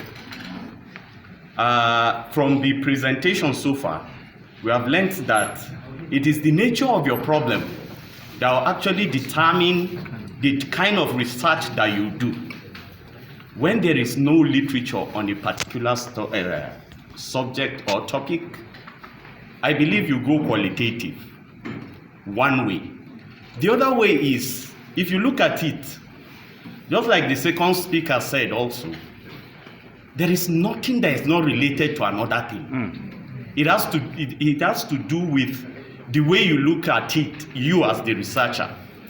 From the quantitative point of view, we're looking for cause and effect most times. So let me give you an example. If a researcher comes up and decides he wants to make eba without water, you know you want to listen to him, right? But then before he states that problem right, he has to tell us, from literature, eba is made with water. But my own study will make eba without water. That's what makes it a researchable topic. Because, so whatever problem you have to go back to literature to relate it to literature. Thank you. Well, the last.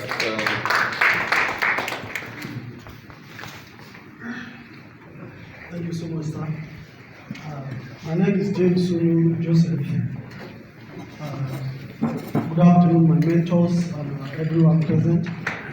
Sir, mine is clarification, just a brief clarification.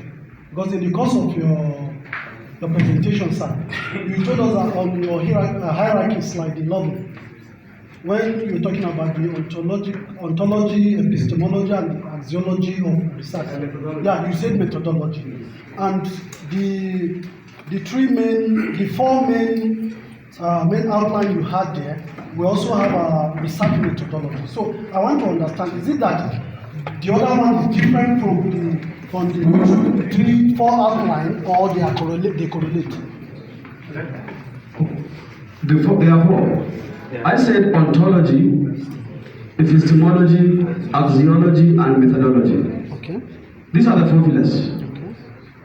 Everything in research rests on them. Anything, any action. Yeah. And we are looking at the methodology today. One of the methodology is quantitative research. It's a methodology. And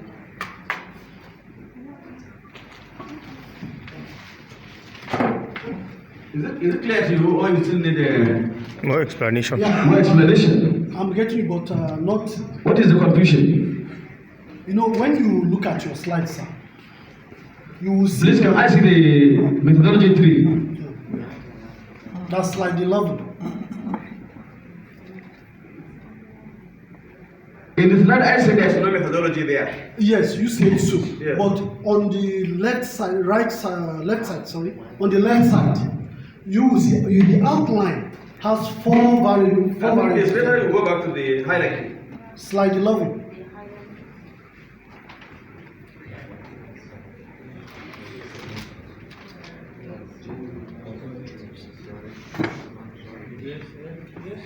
No, that's it.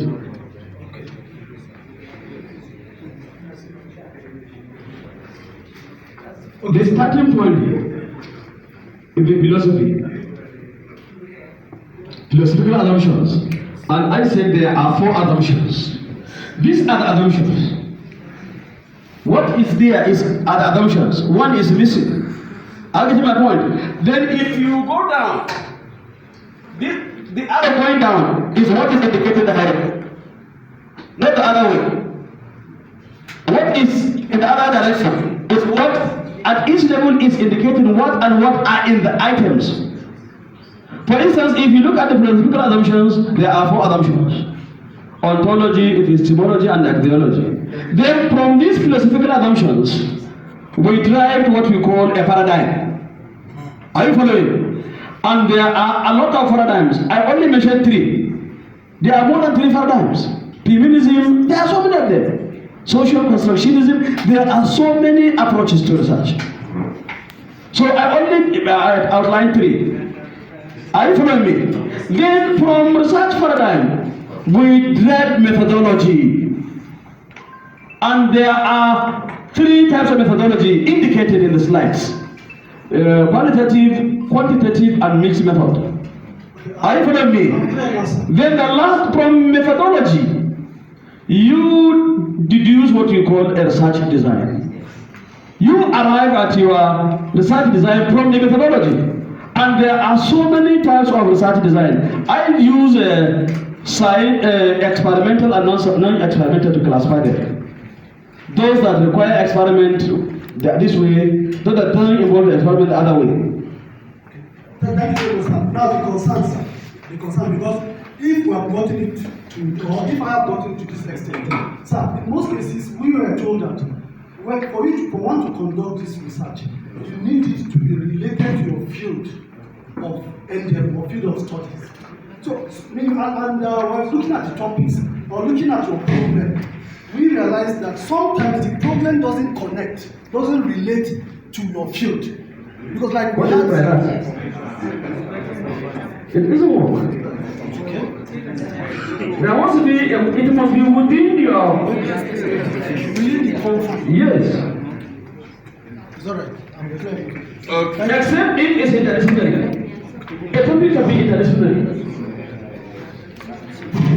Okay, this is the generating contributions. Yeah, that's good. Good morning, sir. I am Akada College John, Department of Human Genetics. So, Mike is a question. I just want to be clear. Is there any basic procedure in stating a research problem? Yes, we are going to that. If there is, okay, sir. And again, what we have done is just to define what a problem is. Yes, sir. Then the next thing we will discuss how to even define the problem. Okay. What and what should be contained in your statement of the problem. Okay. We will discuss it. Yes, sir. And sorry, sir. In addition, again, do I need to make a reference that to put citation when? Why not? It's necessary. Okay. It's necessary. Just wait. I will show you. It is part of what we will discuss. Okay.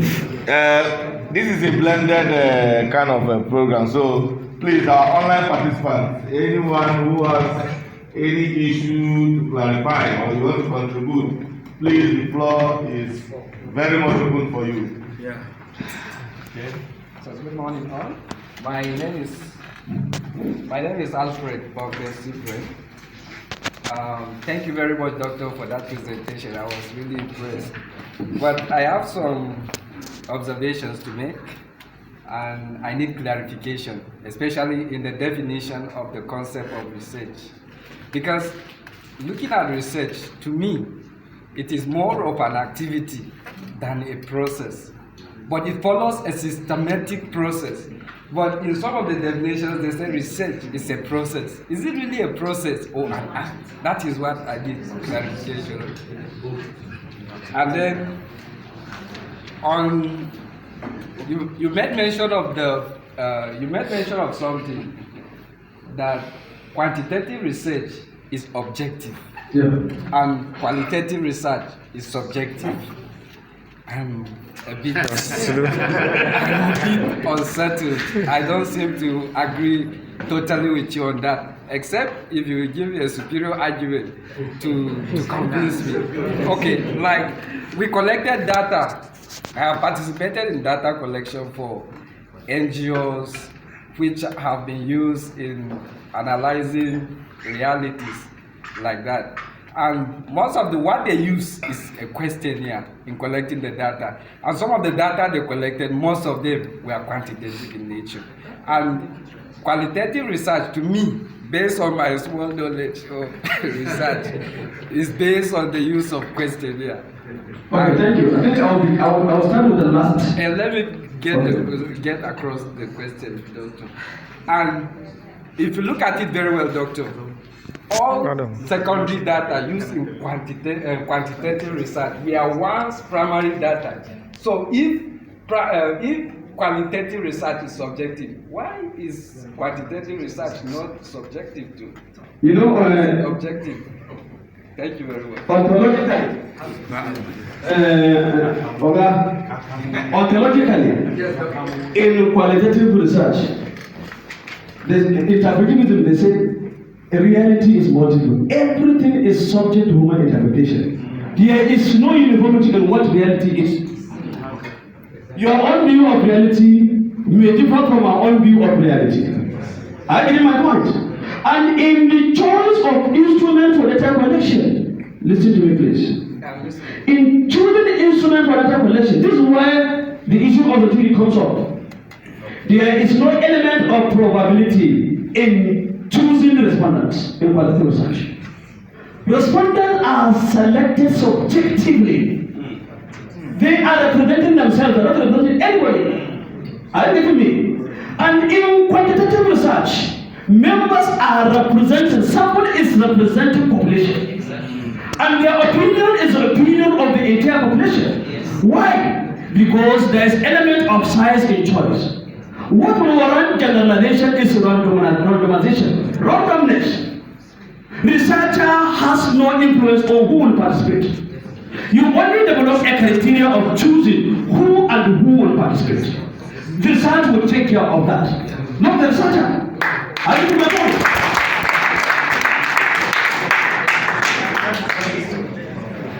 Okay. And I have cited, the first question. Is it an activity or a process? I have given 11 definitions. Out of these 11 definitions, 5 have different conceptions of research. So research can be defined using a number of parameters, not only being a process or an action. I get my point. What is important is for the definition to take care of the protocols involved in data generation. Because research is about answering problems, answering questions. And these questions emanate from the problem. And the interpretation of the problem is what is important. I get my point. Your interpretation of the problem is what is important. And it will inform how you will develop the question. There are three types of questions. I will discuss that one later. 3 ways of developing research questions.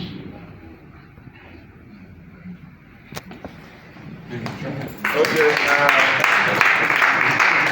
Just one more and then we continue. I think I have not done 1 over 10 of what I supposed to discuss. Because yesterday, when I'm trying to develop the PowerPoint yesterday, I asked myself, what would I discuss? You say quantitative research. So when I started it today, I found it difficult to even organize myself. Because how can I cover everything?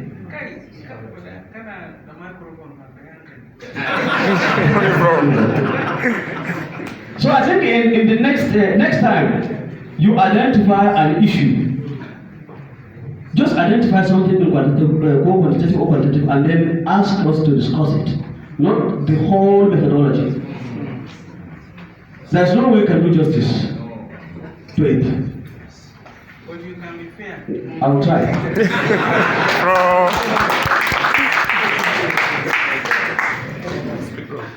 All protocol duly and respectfully observed.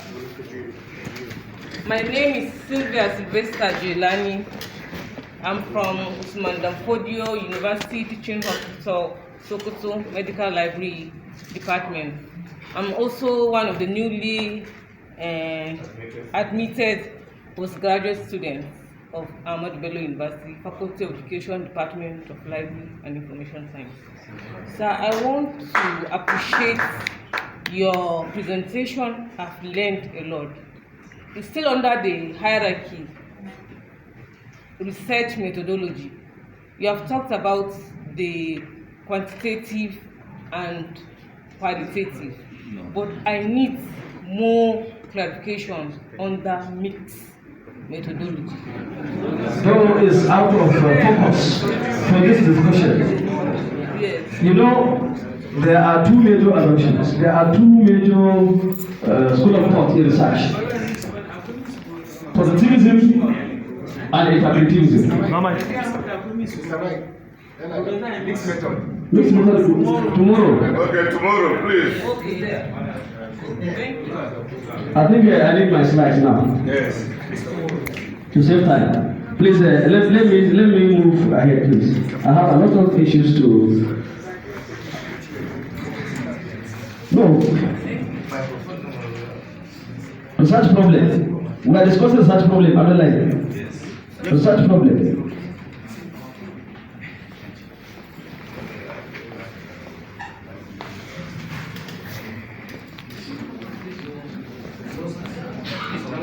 No, next slide. Next one, I have to discuss this.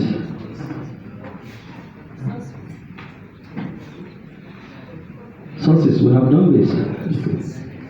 This is the difference between research problem and research topic. They are not the same. The research topic is from the problem. I say, according to Radu, a topic is something to read and obtain information about. That is a topic. When a problem is something to be solved, or a problem as a question raised for inquiry, a research topic is something to be understood. A research problem is something that needs to be investigated. The research topic is what you want to know. I give you my point.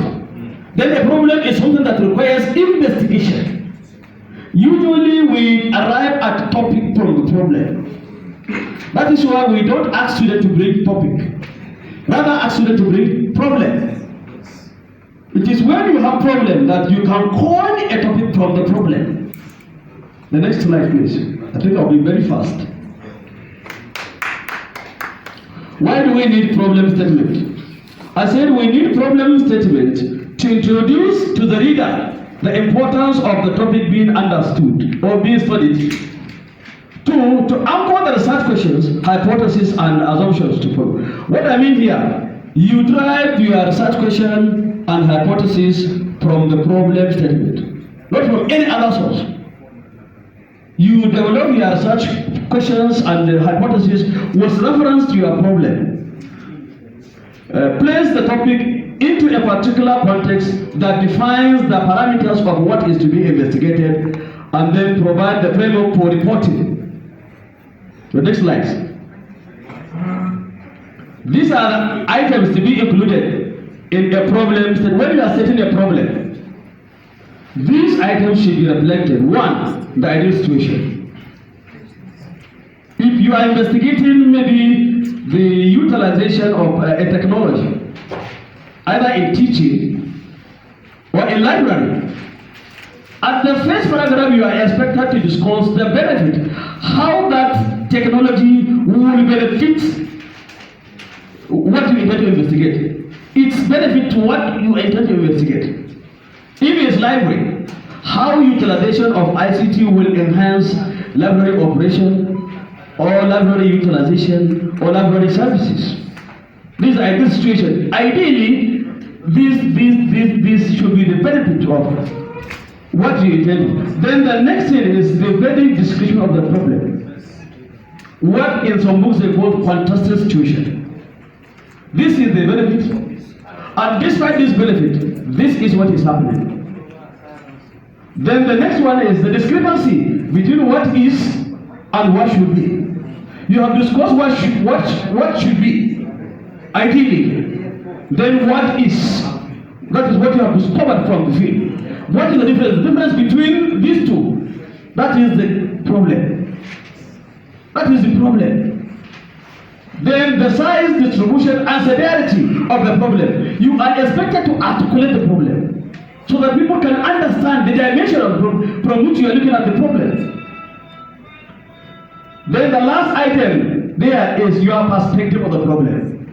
How do you intend to address the problem? From which angle are you attacking the problem?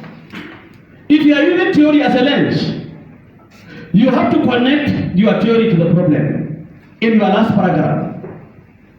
Because you look at the construct of the theory, which construct of the theory relates to the problem at hand. You connect it so that the reader can understand your focus of the problem. You are looking at the problem from this angle. Any other focus is of no interest. You don't have interest in that. It's of no concern to you. The next slide, please. Now, quantitative research questions. Research questions are interrogative questions. Questions that can only be answered by data. Research questions can only be answered by data. No any other thing that can answer them except data. And broadly, research question can be divided into two. That's what you call open and closed. Closed research questions is what is used by a quantitative researcher. Open research questions is what is in use in quantitative research. Are you getting my point? In providing answer to the questions, respondents are restricted in what they will choose or in what they will say. Are you getting my point? That is a closed research question. Then in open research question, anything can serve as a response to them. Anything. And that is why it is difficult to organize such type of data. But closed questions can be easily analyzed. So I said, quantitative research question can be divided into three. There is what you call descriptive research questions, comparative research questions, and relationship-based research questions. In descriptive research question, the researcher here is trying to determine the extent, the magnitude of something. Next slide, please. Magnitude of something. How frequent? What is the extent?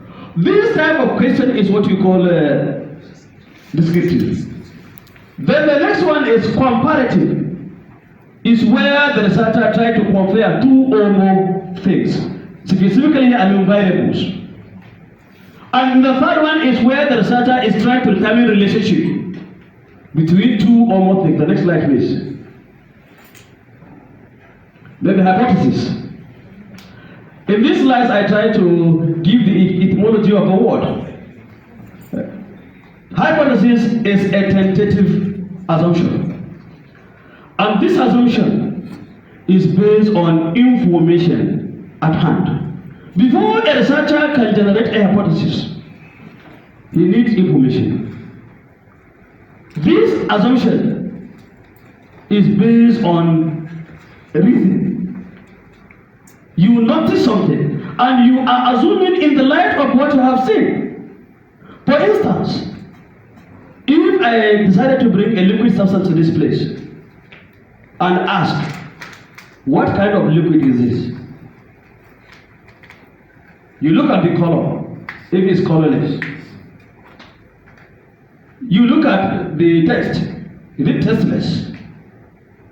And you look at all the characteristics, if it's colorless, odorless, and tasteless, you can tentatively assume it's what? Water. That assumption is temporal. You need to go further and investigate. You either accept or reject that position. How do you go further? You can conduct an experiment. You take it to a freezer. If it freezes, then you determine the freezing point. You take it out, you determine the melting point. You do so many things, and finally you can conclude that this liquid substance is what? Is water. So hypothesis is a tentative assumption. And hypothesis can be used to determine relationship. It can be used to determine differences. And we will discuss later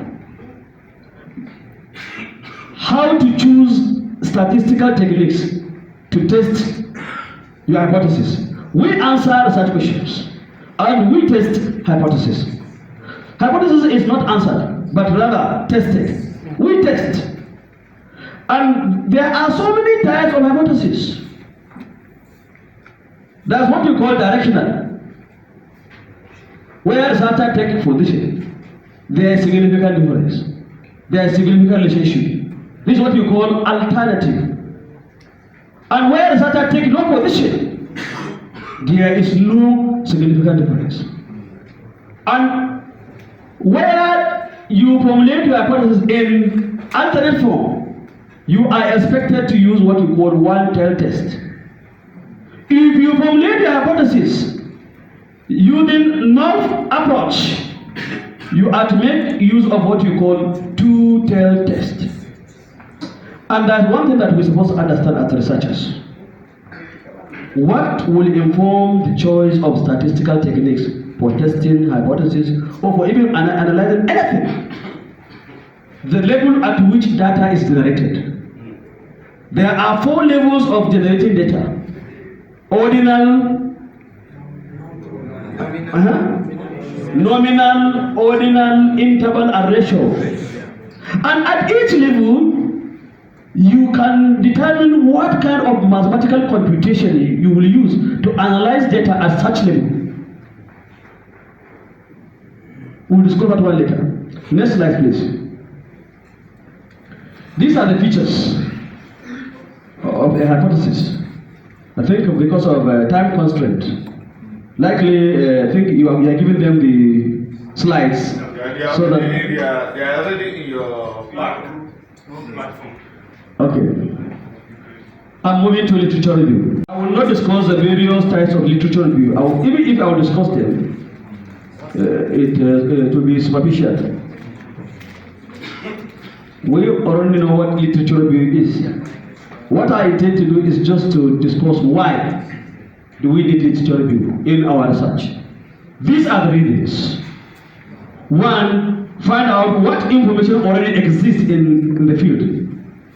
What has been done before. This can only be discovered through literature review. 2, identify gaps. From reading what has been done, you can identify gaps. And I told you there are so many types of gaps. There is theoretical gap. There is empirical gap, population gap, methodological gap. There are 7 types of gaps.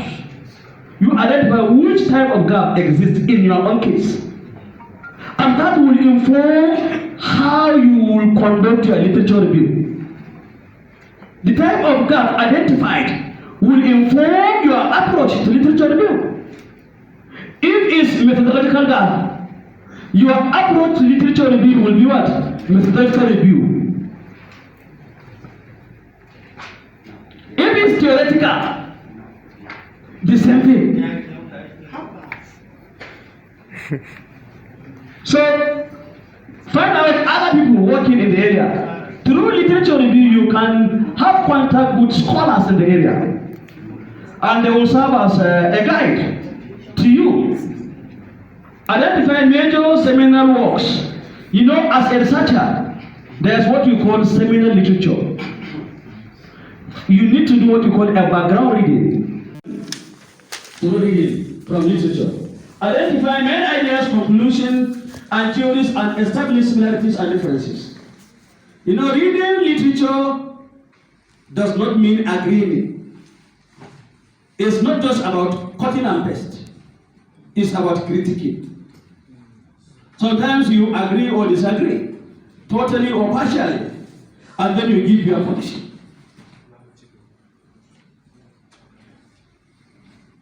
It shows relationship between previous studies or theories. You know, when you are reading literature, you are expected to determine area of conflict. Sometimes there will be conflict. If there is conflict between the new and existing, for instance, data,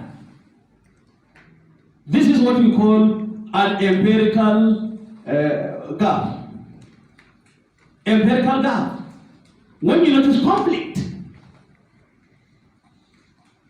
The next slide, please. This is the steps to follow. I just decided to use one approach to literature review, systematic review. And in systematic review, researcher is expected to be guided by the themes of his research questions. All your research questions should be reflected in your literature review. You take care of them when you are reviewing literature. Why is this necessary? One, it will help you in developing your instrument. It will help you also in discussion. When you are discussing, you corroborate. You compare your findings with the previous ones. It will also guide you in developing recommendations and even in discussion. So you need a literature review almost in all chapters of your report. All chapters. You need literature review. And all of them. The next slide, please. Now, the design. I said a research design can be thought of as the logic or master plan of research that throws light on how the study is to be conducted. Research design is similar to an architectural outline. It is a blueprint of what you intend to do and how you will do it. In methodology, you are not expected to define concept. What you are expected to do is tell us what you will use, why you are using it, and how you will use it. What you will use, why reason for using it, for choosing it, what make it appropriate for your own investigation, and how you will use it in the course of your investigation. The next one, please. This diagram is indicating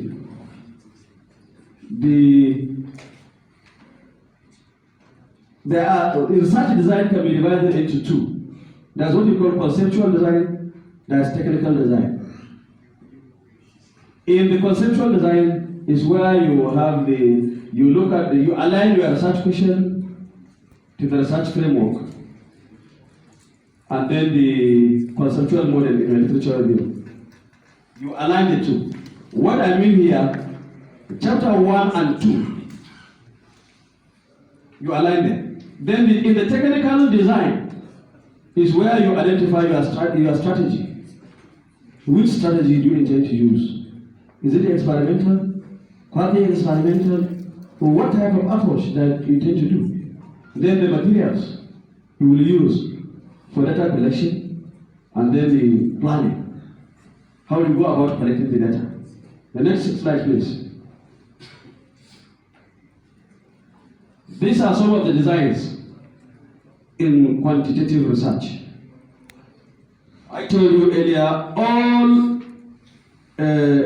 research design can be divided into two: experimental and non-experimental. And in experimental, we have only two: experimental and quasi-experimental. That is pure experimental and quasi-experimental. These are the only two types of design that are experimental. All others, including correlation study, descriptive survey, and any other type of design that you may think of, longitudinal survey, cross-sectional survey, all these are non-experimental. And in experimental, what the researcher is interested in is cause and effect. And you can only use experimental research where you have absolute control over the research variables. When you have absolute control of the research variable is where you use experimental research. Where you don't have absolute control, you can control partly the research variable is where you make use of quasi-experimental research. And descriptive survey can be classified based on the number of visits to the population. How many times is data generated from the population? Where you generate data at once, one shot, data collection techniques is what you call a cross-sectional survey. Sample of population is visited only once. Data is generated only one time, and that's all. And where data is generated on continuous basis, this is what you call a longitudinal survey. And sometimes it may involve free and post-test. For instance, maybe you want to determine the effect of something on another thing. Effect, for instance, of independent variable or on independent variable. You introduce maybe a teaching techniques. You generate data before its introduction. Then after introduction, you also generate data. And in this kind of situation, you are expected to have a control group. One group will be exempted from having encounter with the intervention. Intervention being introduced will only be tilted to where you intend to employ it. You generate data before, generate data after, pre-test and post-test. The next one, please. Now the research instrument.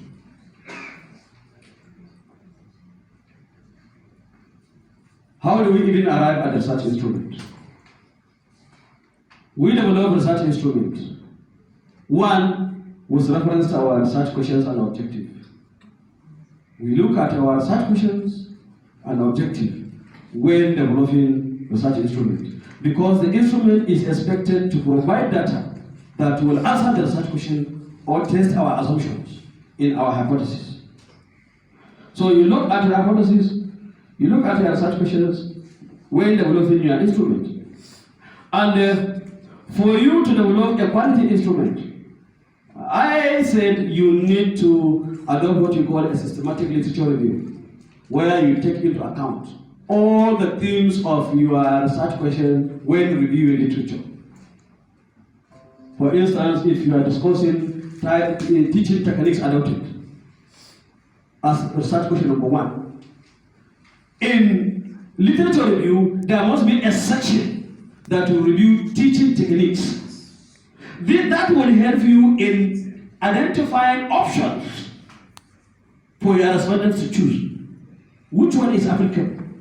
Because in quantitative research, you depend on what exists before. What is there before your own? You rely on it and develop your instrument. I get my point. That is why it's more of verifying.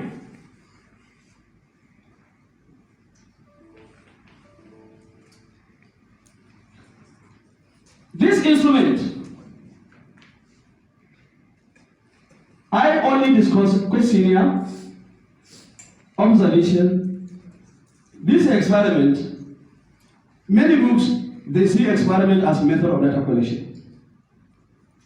Some doesn't see it as a method of data collection. But it is a method of data collection. Because it is from the experiment that you will generate your data. You take reading at certain interval. So it's an instrument for data collection. Questionnaire. As I said, questionnaire are of two types. There's open-ended.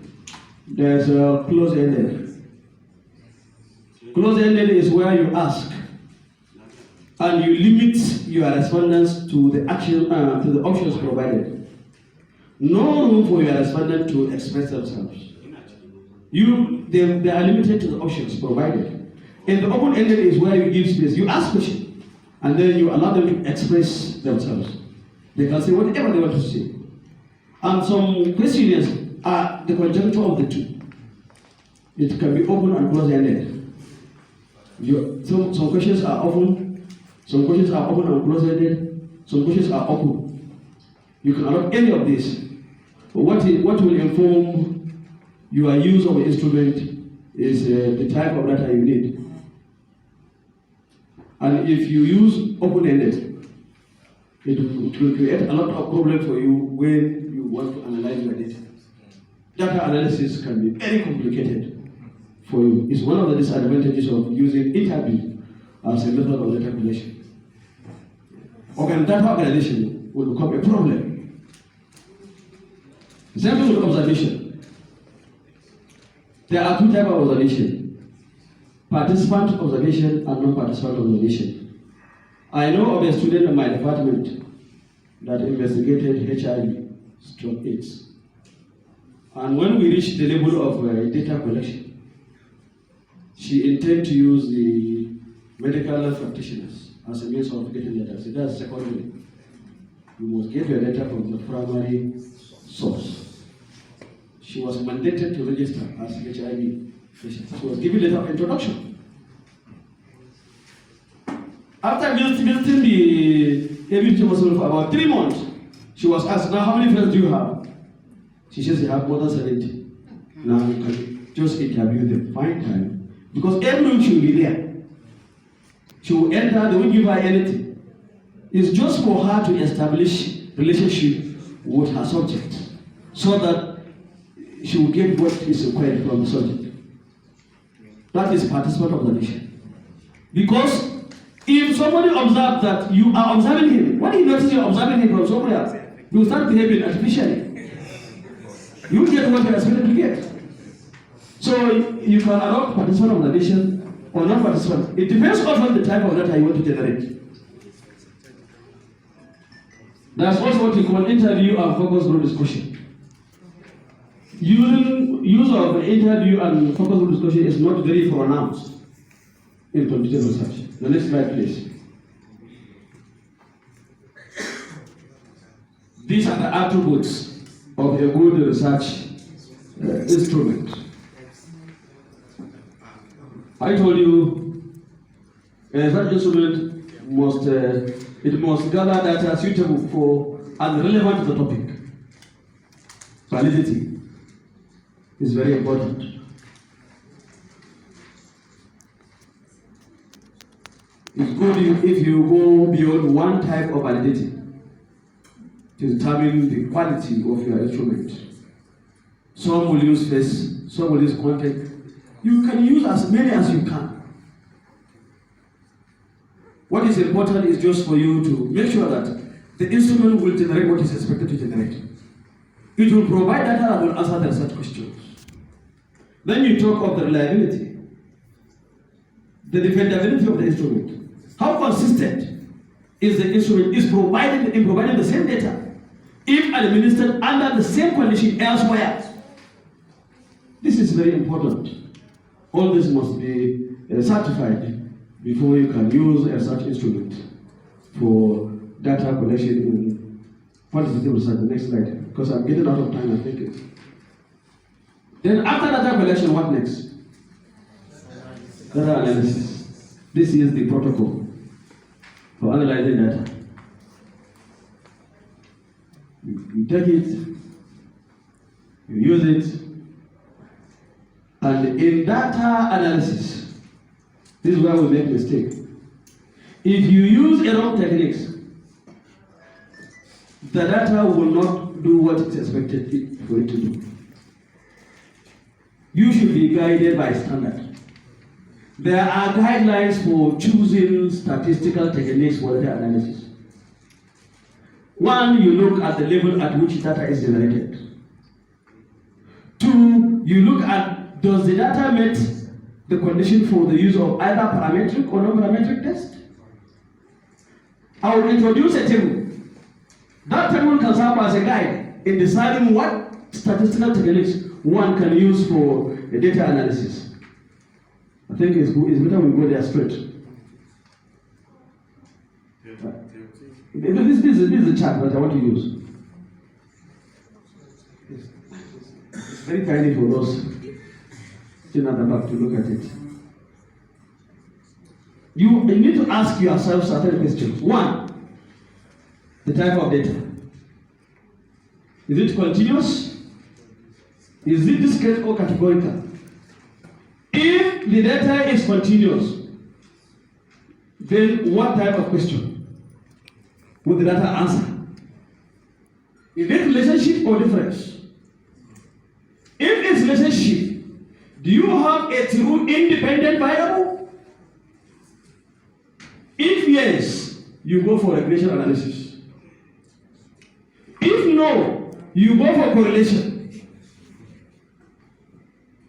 Then in correlation, there's a correlation for parametric, where you use a PPMC, Pearson Pronoun correlation. Then there's no parametric, where you use schema rank order correlation. Then, if the question is about difference between what? Are you testing for equal variance? If you are testing for equal variance, this is what is suitable for you. If you are testing, if you are looking for mean, difference between mean, then how many treatment groups do you have? It depends on the number of groups that you have. 2 groups, then you ask yourself, parametric assumption satisfied? If the data satisfied all the parametric assumptions, then you go for t-test. T-test is of 2 types.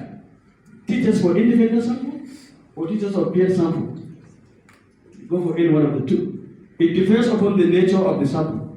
If the sample is independent, 2 samples is independent of one another, you go for t-test for independent sample. If there is dependency, the number of samples in sample A has relationship with the number of samples in sample B, that's a dependent sample. They depend on one another, you go for t-test for independent sample. If it doesn't satisfy all the parametric assumptions, then you look at the data transformed. Is that transformed? Yes. Then you go for non-parametric. You either go for Mann-Whitney, Wilcoxon, or any statistical techniques that will enable you compare 2 groups. Those that will enable you compare 2 groups. If you have more than 2 groups, then you go. You ask, does the data satisfy all the parametric assumptions? If yes, you go for ANOVA. We have so many types of ANOVA. 1-way ANOVA, 2x2 factorial ANOVA, 3-way ANOVA. It depends on the number of groups. If no, then you look at data transformation. Then you go for non-parametric, such as Kruskal-Wallis. This supposed to serve as a guide in choice of statistical techniques. And this is for inferential analysis. This guide is for inferential analysis when you want to test your hypothesis. And I told you that if you use one tail test, you have one region of acceptance of result and one region of rejection of result. If you use two tail tests, you have two regions of rejection of result and one region of acceptance of result. If you see there's a board, I can show you the curve where you see the region. If values fall within the two ends, is what you call the region of rejection. You reject. And that's what you call, then the next thing, after analysis, what next? Is to determine your p-value. We are no longer using critical and rest. It's obsolete. We use software now. Software will do everything for you and determine your p-value. Then you use your p-value and make judgment. You take decision whether to accept or reject. And in taking that decision, you are bound to commit two mistakes, two errors. Type 1 and type 2. What is type 1 error? Where you're supposed to accept and you reject. This is what you call alpha error or error of commission. And where you're supposed to reject and you accept is type 2 error or beta error or error of commission. Next slide, please. This is a recap of all that I have discussed. Yes. All that I have discussed have been summarized in this. You can see the paradigm here, positivism. You can see the designs, appropriate experiment, survey, and case study. We have a quantitative case study. There's cross-sectional survey there. All that supposed to guide you in conducting your research is contained in the research only. The next slide, please. Thank you. And I believe that this has generated a lot of questions, even along the lines, and also reactions, just as we have seen. So I probably will take 1 or 2 questions. And then now, as many as possible, so that we will go for recess and then come back. Yes. Okay, Professor. You have apparently answered all my questions, which I would have raised. But it's also good you tell the audience what you mean by parametric and non-parametric. Parametric and non-parametric. Please.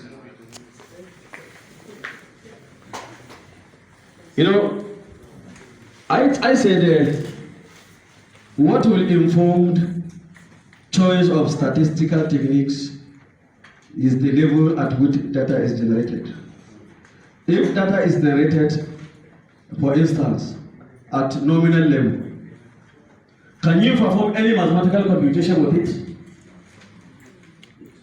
Numbers are assigned just for identification. For instance, numbers given to football players. Anywhere you see number 1, who is number 1 in football? It's just for identification. But as you go further to the ordinal level is where you have order. That this one is greater than the other as you go further. Are you getting my point? If where you have absolute 0 and there's equal interval, are you getting my point? There's equal interval and the data is normally distributed, is where you make use of a parametric test. And for non-parametric is the opposite, where you don't have absolute 0. Any data that does not satisfy the requirement of the ratio and the interval level requirement cannot be extended for a parametric testing. That's 1.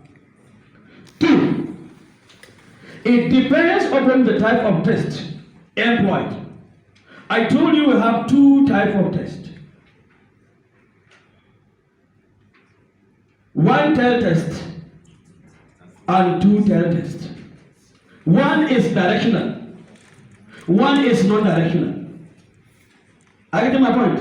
It's non-directional. So, if you are looking for a relationship, if you look at this diagram,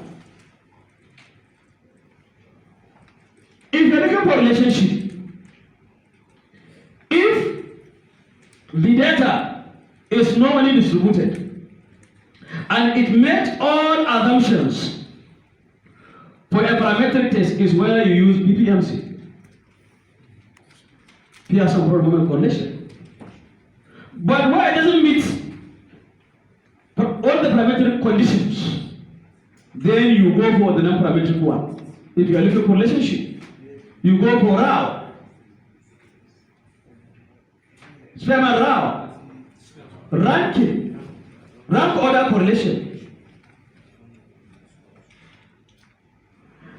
I want to appeal to the organizers of this program. Discussing testing statistical significance of hypothesis alone, we can discuss it throughout today. A whole day can be used to discuss hypothesis alone. So next time when you are to organize this kind of program, just identify one topic. That will be better, so that we will prepare and then discuss that one at length.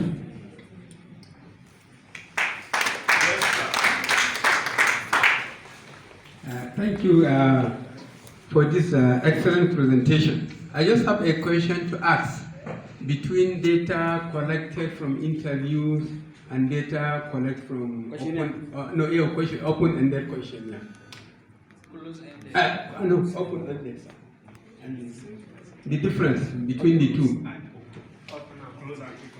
You know, interview has a different skills.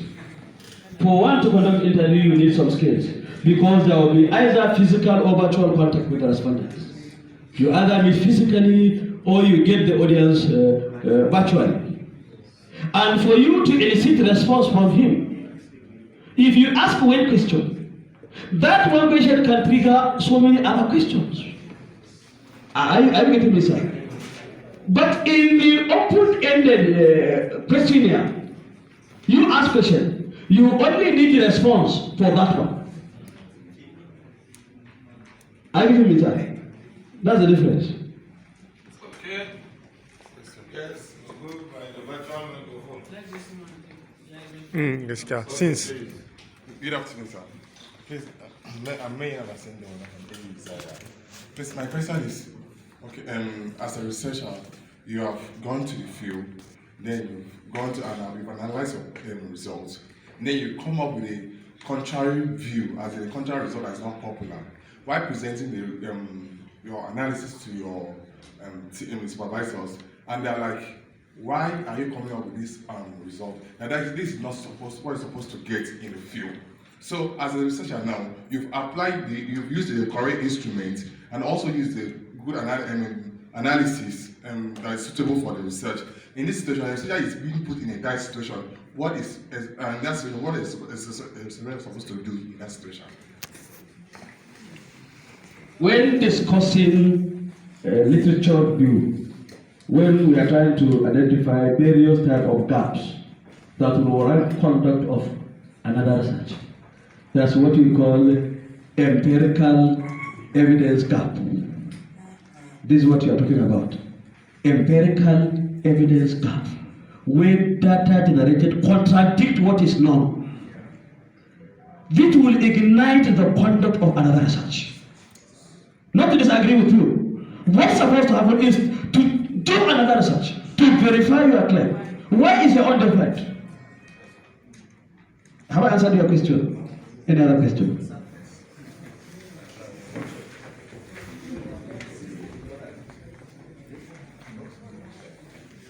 I give kudos to the presenter, the facilitator. It was well presented, very rich. I have some questions here. Background to the study, background of the study. I want to know the difference, because in some places suggesting that it should be background to the study. some will say background of the study. Now, on hypothesis, in the definition of hypothesis, assumption is a key word. And we have but intelligent one. We have the null hypothesis and the alternate hypothesis. The alternate hypothesis look like assumption, basic assumption. In some institutions, like ABU here, both hypotheses and basic assumptions are accommodated. In some places, basic assumptions are not there, are not accommodated. Only the HO not hypothesis, the HE alternate, which serves as basic assumption. And some are not even having hypothesis, but basic assumptions. So I need clarification about that. Now, the issue of research language of accepting hypothesis and rejecting. Some will say it's better to use retain instead of accept. So I want more clarification about that. Now, this issue of review of related literature. Some will say you should not say literature review, but review of related literature. So I want to know the difference between review of related literature and literature review. And finally, let me summarize. Why is it that in most of our educational institutions in this country, Nigeria, concentration is more on quantitative research than qualitative? And then I want to say something about this issue of focus group discussion and then interview. I think in some of the literature I observe, I study, that the instrument for data collection in qualitative research is more of using focus group discussion and interview for that. Some will say don't use focus group discussion and interview for quantitative research. Thank you. Let me answer him because he asked plenty of questions. Yes. I think I'll begin with the last one. Issue of focus group discussion and interview. You can remember when discussing it, I said is not well pronounced in quantitative research, but it depends on sometimes you want to get further clarification. Just by asking somebody to tick will not satisfy your need, so you need to go further. Yes, but it's not popular in quantitative research. Then you talk of the issue of alternate and null hypothesis. In contemporary research, there is no you can have the two. You can't have the two. You take one. Why? Because of the test that you will employ. What kind of test? You know, in choosing test, there are some tests that are 1 term, some are 2 term. If it's alternate or alternative, you make use of 1 term test. So how can you have the two? You can't have the two. You know, research is being refined every year, every day. And what we know 30 years ago is still what we are using. We need to understand the dynamics of research. Research is changing. It's changing. For instance, you hardly see researchers in education using theory. They don't. But all quantitative research must use theory. I say it, quote me, anywhere. Must is a must. It's a must. It's what makes it scientific. But we don't. What next question? Background 2 is study. Yeah, I have answered that one. So. Literature review and review of related literature. The first question is not for me. Retaining and accepting mean the same thing. But what is, it depends on what the literature you are using. Some literatures will tell you acceptance. Some teacher will tell you, retaining. They are doing something. It's just a matter of policy. If this university says this is what they want, you must do it that way. If you go to another environment, you will make a different arrangement. It's just the difference between soccer and football.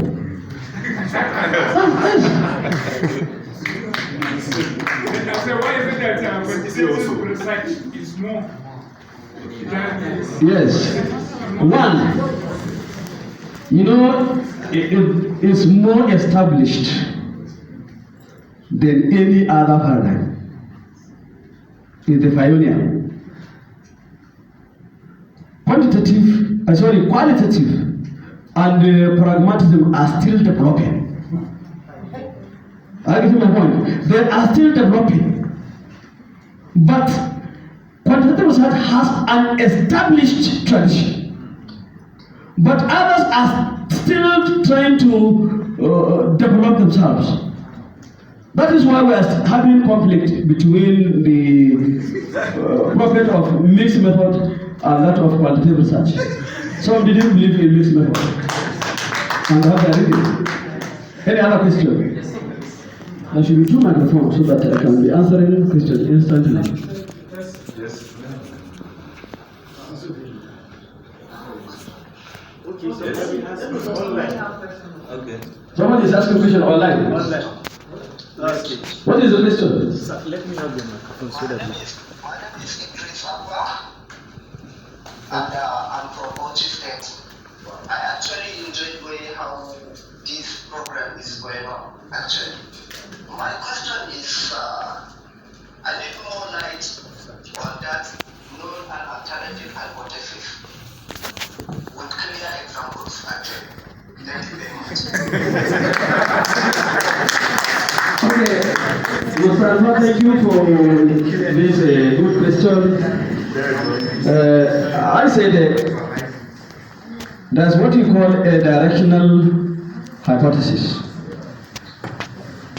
And it depends upon the position of the researcher, where the researcher takes position. That, for instance, if your investigation utilization of social media among students of the Faculty of Education, ABU's area, for instance, utilization of social media for communication among students of Faculty of Education, ABU's area, and in one of your assumptions that you want to test, for instance, either differences or relationships between male and female students in their utilization of social media. There is no significant difference between male and female students in their use of social media for communication in ABU's area. In this context, the researcher takes no position. What will confirm whether there is or no difference is what? Data. Data. But when you conclude that there is, I get my point. That is why even in testing you make use of one-time test, because it's a directional statement.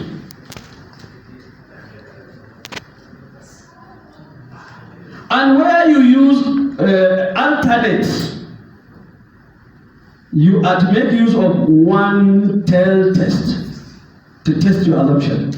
I keep saying this. And where you use null hypothesis, you use two tail tests. And in two tail tests, there are two regions of rejection and one region of retention. And let me use your word so that you won't query me again. But what is common in literature is acceptance and rejection. It's just a matter of convention. What you think you want to use in your own organization. So, where you formulate your hypothesis in a null format, you have two regions of rejection of result, and there's one region of acceptance of result.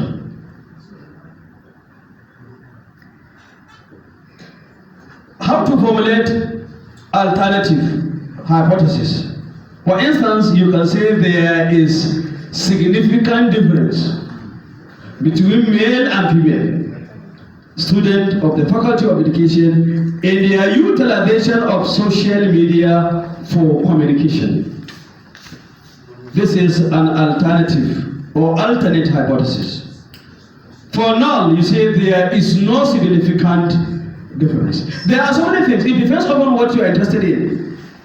If you have a research question that has interest in relationship, then you must also test for relationship in your hypothesis. If your research question is about comparing comparative differences between two or more things, then there must be hypothesis that will ask about difference. So you drive your hypothesis from your research questions, because that is where you get the data. Data generated from the research question will also be used to answers to test for whatever that you want to test in your assumption. Any other question? Yes. Is the other mic working now?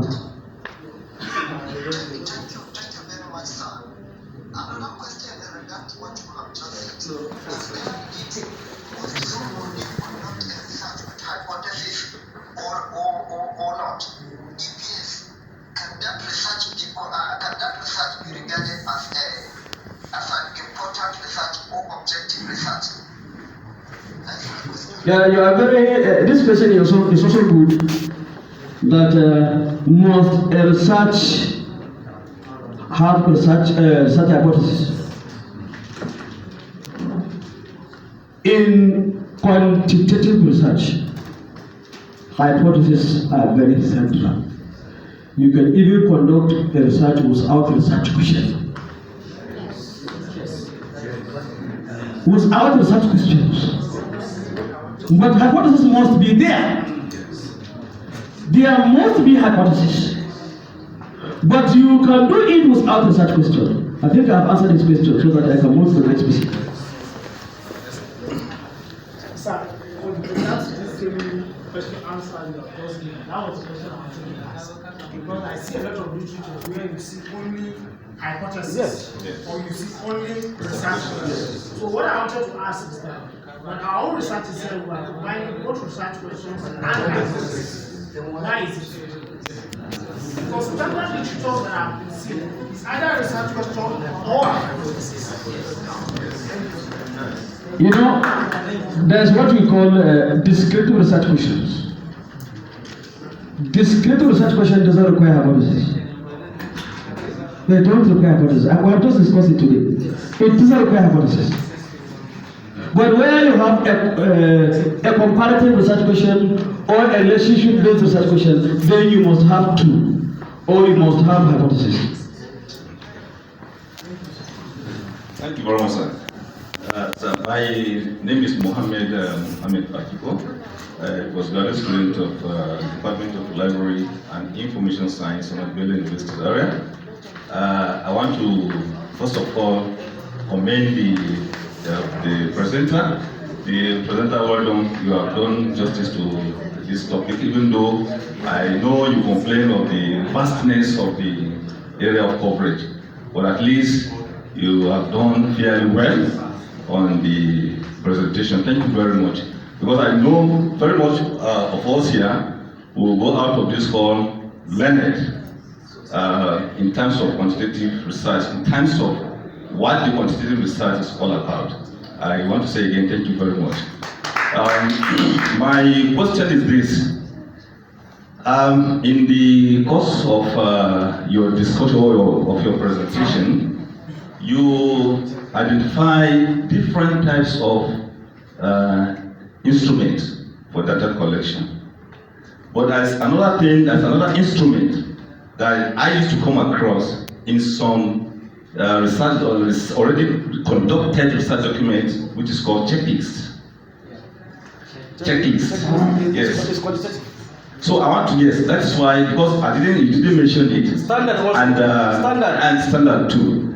So that is one question, because I want to know the position of checklist in terms of instrument for data collection as far as quantitative research is concerned. Then my second question is, you made mention of in answering the last the person that asked the question, you cited one example of utilization of social media by students of Faculty of Education that involve 2 samples. That involve 2 samples. In this case, when you are collecting data, I know that the data will come from 2 sources. For example, the other one is on male and female. I think that you made mention of that. Now the data will come from 2 different sources, male and female.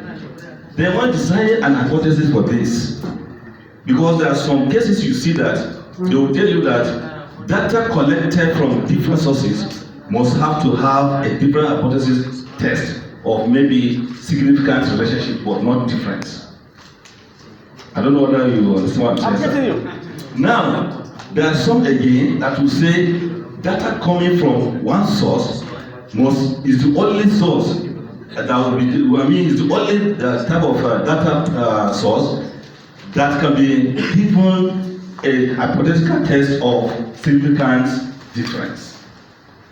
So I want to clarify the 2, sir. Thank you very much. What is your definition of source? Are you talking of sample? I'm talking of, yes. Sample or population? Which one? Sample the population. Why do we have sample? In quantitative research, you need to take into cognizance the demographic attribute of the sample.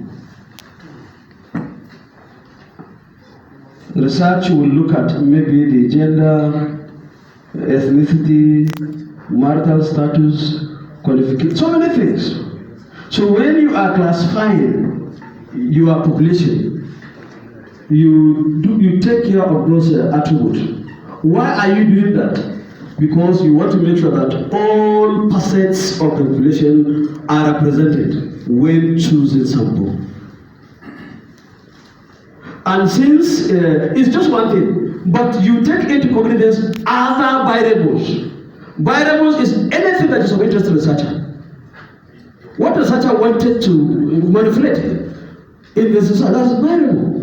So in this case, you are taking into consideration some characteristics of the population. Specifically here, gender, you want to see, is there any difference? Or is there any relationship between this gender and the other gender in their use of this? There is no way you can compare without the generated data from these 2 groups. And that is why if you are looking for, let's say, difference, here, if you are looking for difference, you can use t-test. T-test, since you have 2 samples, t-test is for 2 samples, 2 groups. It's for 2 groups. So how can you generate for 2 groups from one source? Is it possible? No, I'm asking you. It's not possible. It's not possible. This thing is in the literature. If somebody says so, go and look at the literature. What is common to all the books? There are variations actually, but what is common is what you will take. Then the next question is what? Checklist. Checklist is an instrument. Standard is another instrument for data collection. For instance, if you are assessing something, assessment of something, you need a standard. Something must. It's just like when you conduct exams. For you to mark, to award scores, you need a marking scheme. That standard will serve as a guide. Yes. It is also for quantitative research. There are many. Yes. Thank you very much. Good afternoon. My question here is, I want more elaboration on benchmarking decision points. Most of the research, when it comes to issue of benchmarking for taking decisions, I have never seen where someone has said that, let's say for example, 50% of the population or maybe the sample that you have been able to distribute your questionnaire, this is the result. And benchmark is used where you use scale. For instance, Likert scale.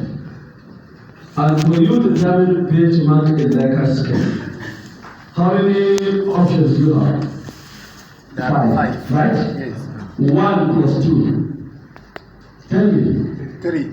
Plus 2. 5. Plus 3. 8. Plus 4. 12. 11. Plus 5. 15. 15. Yes. How many cases do you have? 5. By 5, what do you have? 3. That is the benchmark. You take the average. Anything below that is insignificant. What comes above is what is significant. Is another question? Yes, but what in the case of percentage where you did not use Likert scale, is there any authority that says 50% is adequate? There are a lot of solutions on that. Some will say average. An average what? 50. Some will tell you 60. There is no argument. It depends upon what you lay on. What is well inside is just for you to have reason for any action. If you are taking 50, why are you taking 50? Give reason. I told you in research design, in chapter 3, you don't need any division. What to use? Why are you using it? And how you use it? That is the only thing where it is.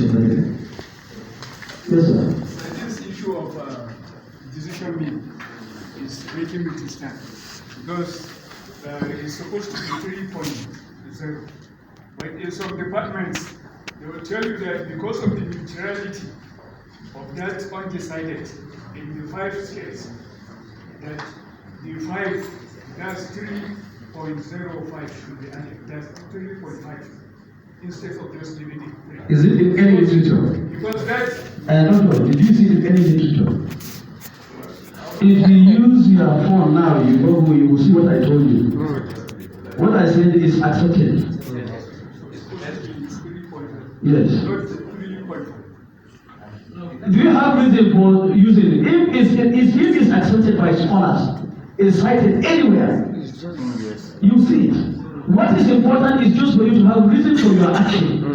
Why you take 3.5 or 3.05 or whatever that you are using, there must be justification for using it. Once you have reason, that's all. However, there is the modified scale. No, you know there are some type of scales. You don't have personal scale. There are some type of scales. Not only like a scale. And these scales, there is something called biasing. Are you aware of that? Where you have 5 options, strongly agreed and agreed will be matched together as one. They are saying the same thing. You allow at the point of analysis.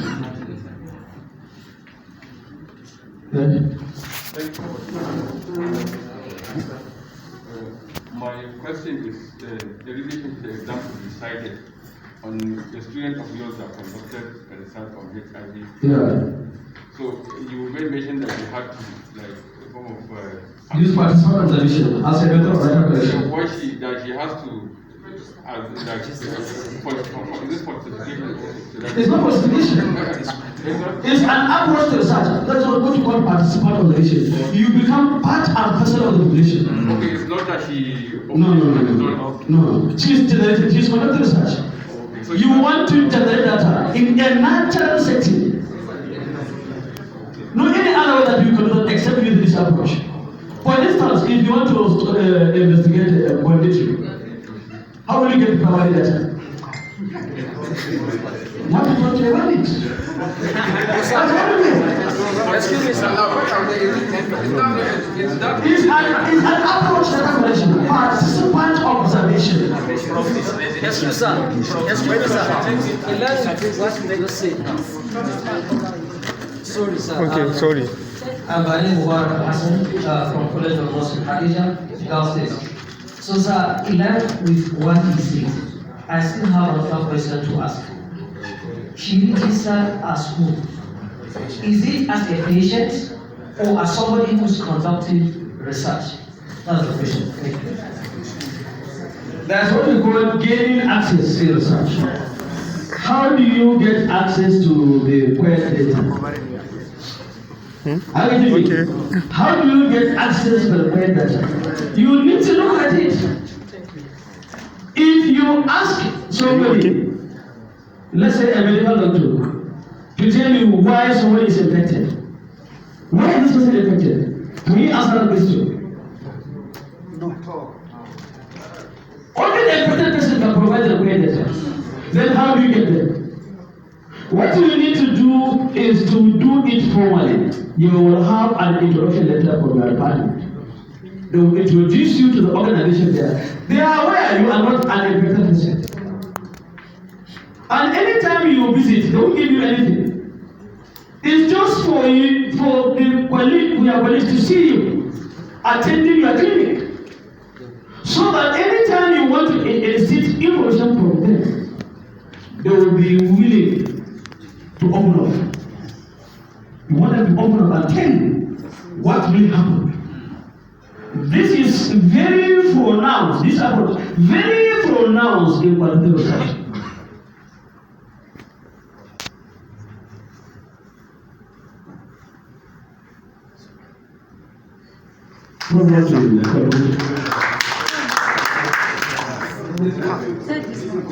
I'm sorry, Prof. The information I want to give is to support what my mentor have just said in relation to the question, the observation the other man raised. There is one Dr. Murtala. Sorry, I'm not supposed to have actually mentioned him. He conducted a research on banditry. Yes.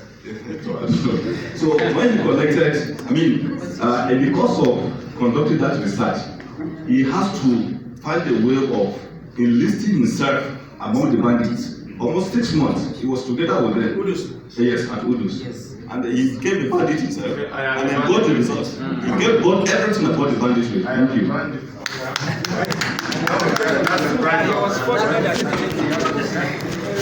Sorry, gentlemen in black, what I want you to understand, there is a common saying that if you want to catch a monkey, you have to behave like a monkey.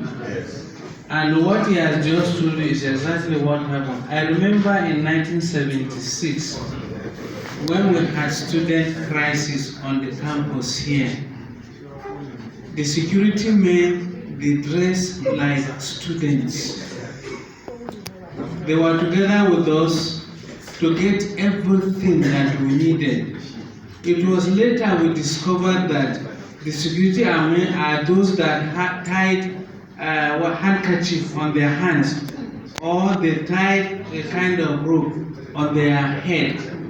But we behaved the same thing, we ran together, everything together. So as a researcher, you have to have this in mind. If really you want to get whatever you want to get, you have to behave like those you get data from. Because once there's no, you have to establish confidence between you and whoever you are going to collect data. And that is why the man who studied Meshai had some problem. And probably he forgot that as a result of that, there is another dimension to Shai. Those who are bandits, we have discovered that one way they discuss among themselves and one way they strategize is through the Meshai pavilion. Meshai sports. Meshai sports. Or they go to the normal market, stay one corner and discuss whatever they are going to discuss and still get whatever, how they will plan their operations and so on.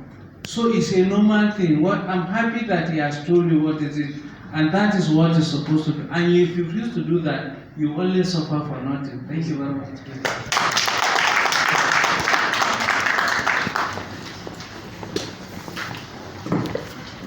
all the protocols are really observed.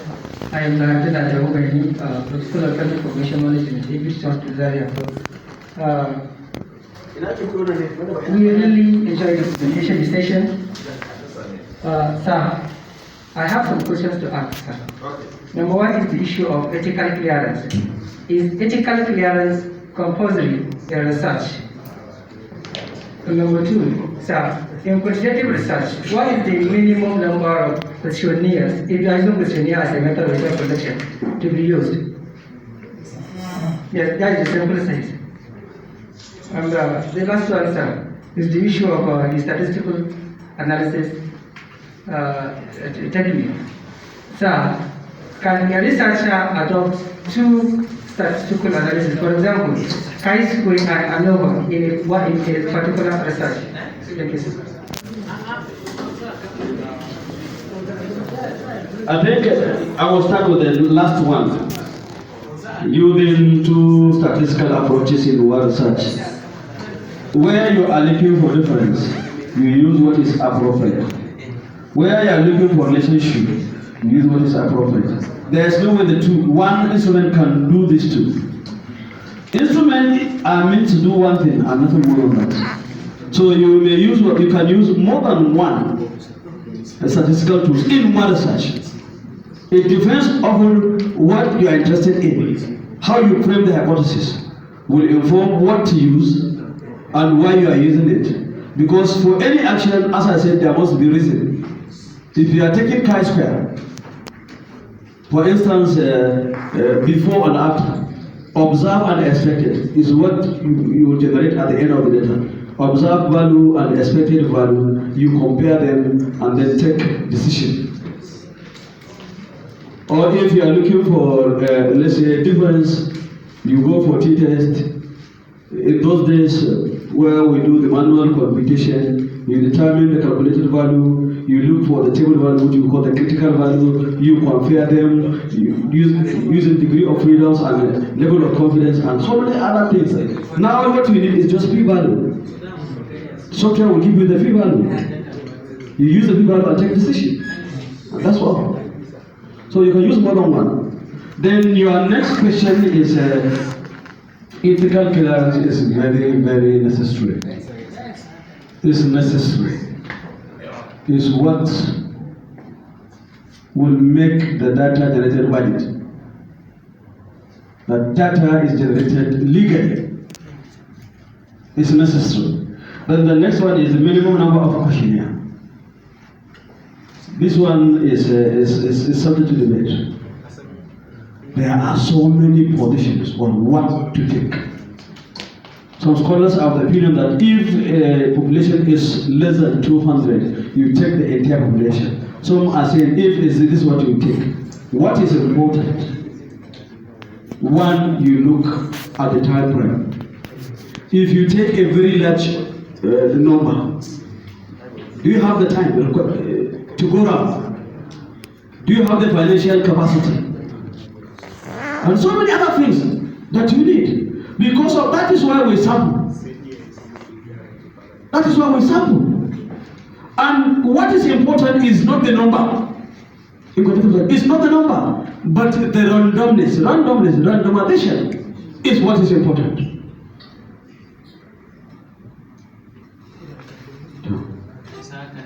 Yes, please, another round of applause.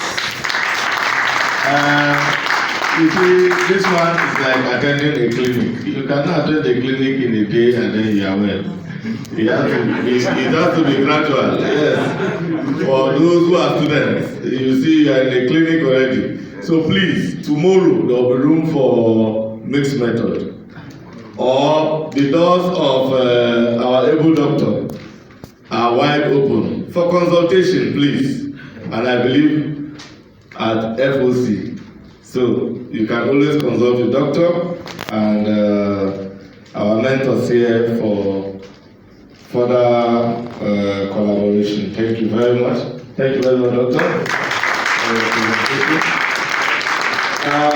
We were billed to have the Vice Chancellor give us the opening address.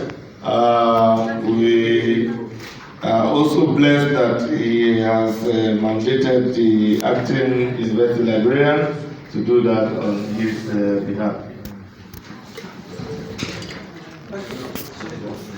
Thank you, Mr. Chairman, sir, the Chief Host. On behalf of the Vice Chancellor, I wish to forward his apology for his inability to be here personally. In fact, he made effort to see that if he could delegate any of the principal officers to be here, but unfortunately it wasn't possible because he had already assigned a different type of assignment. So be it in view of this that he says, I should extend his greetings and one wish for the organizers of this conference, wishing you successful deliberation. Thank you. Thank you, sir. Thank you very much, sir. And the speech by the Lisfn president, in fact, he was supposed to give a speech, but I think just say one or two words, let them hear your voice. Tomorrow, he will do that tomorrow. So we will now be going out for recess now. And in that recess, you will go for your lunch, and your ticket for lunch is your receipt.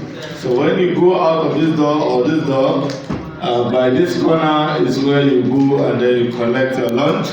And by the grace of God, by 2:30, we will reconvene back to this hall, and then we know that we are going to listen to the next lecture. So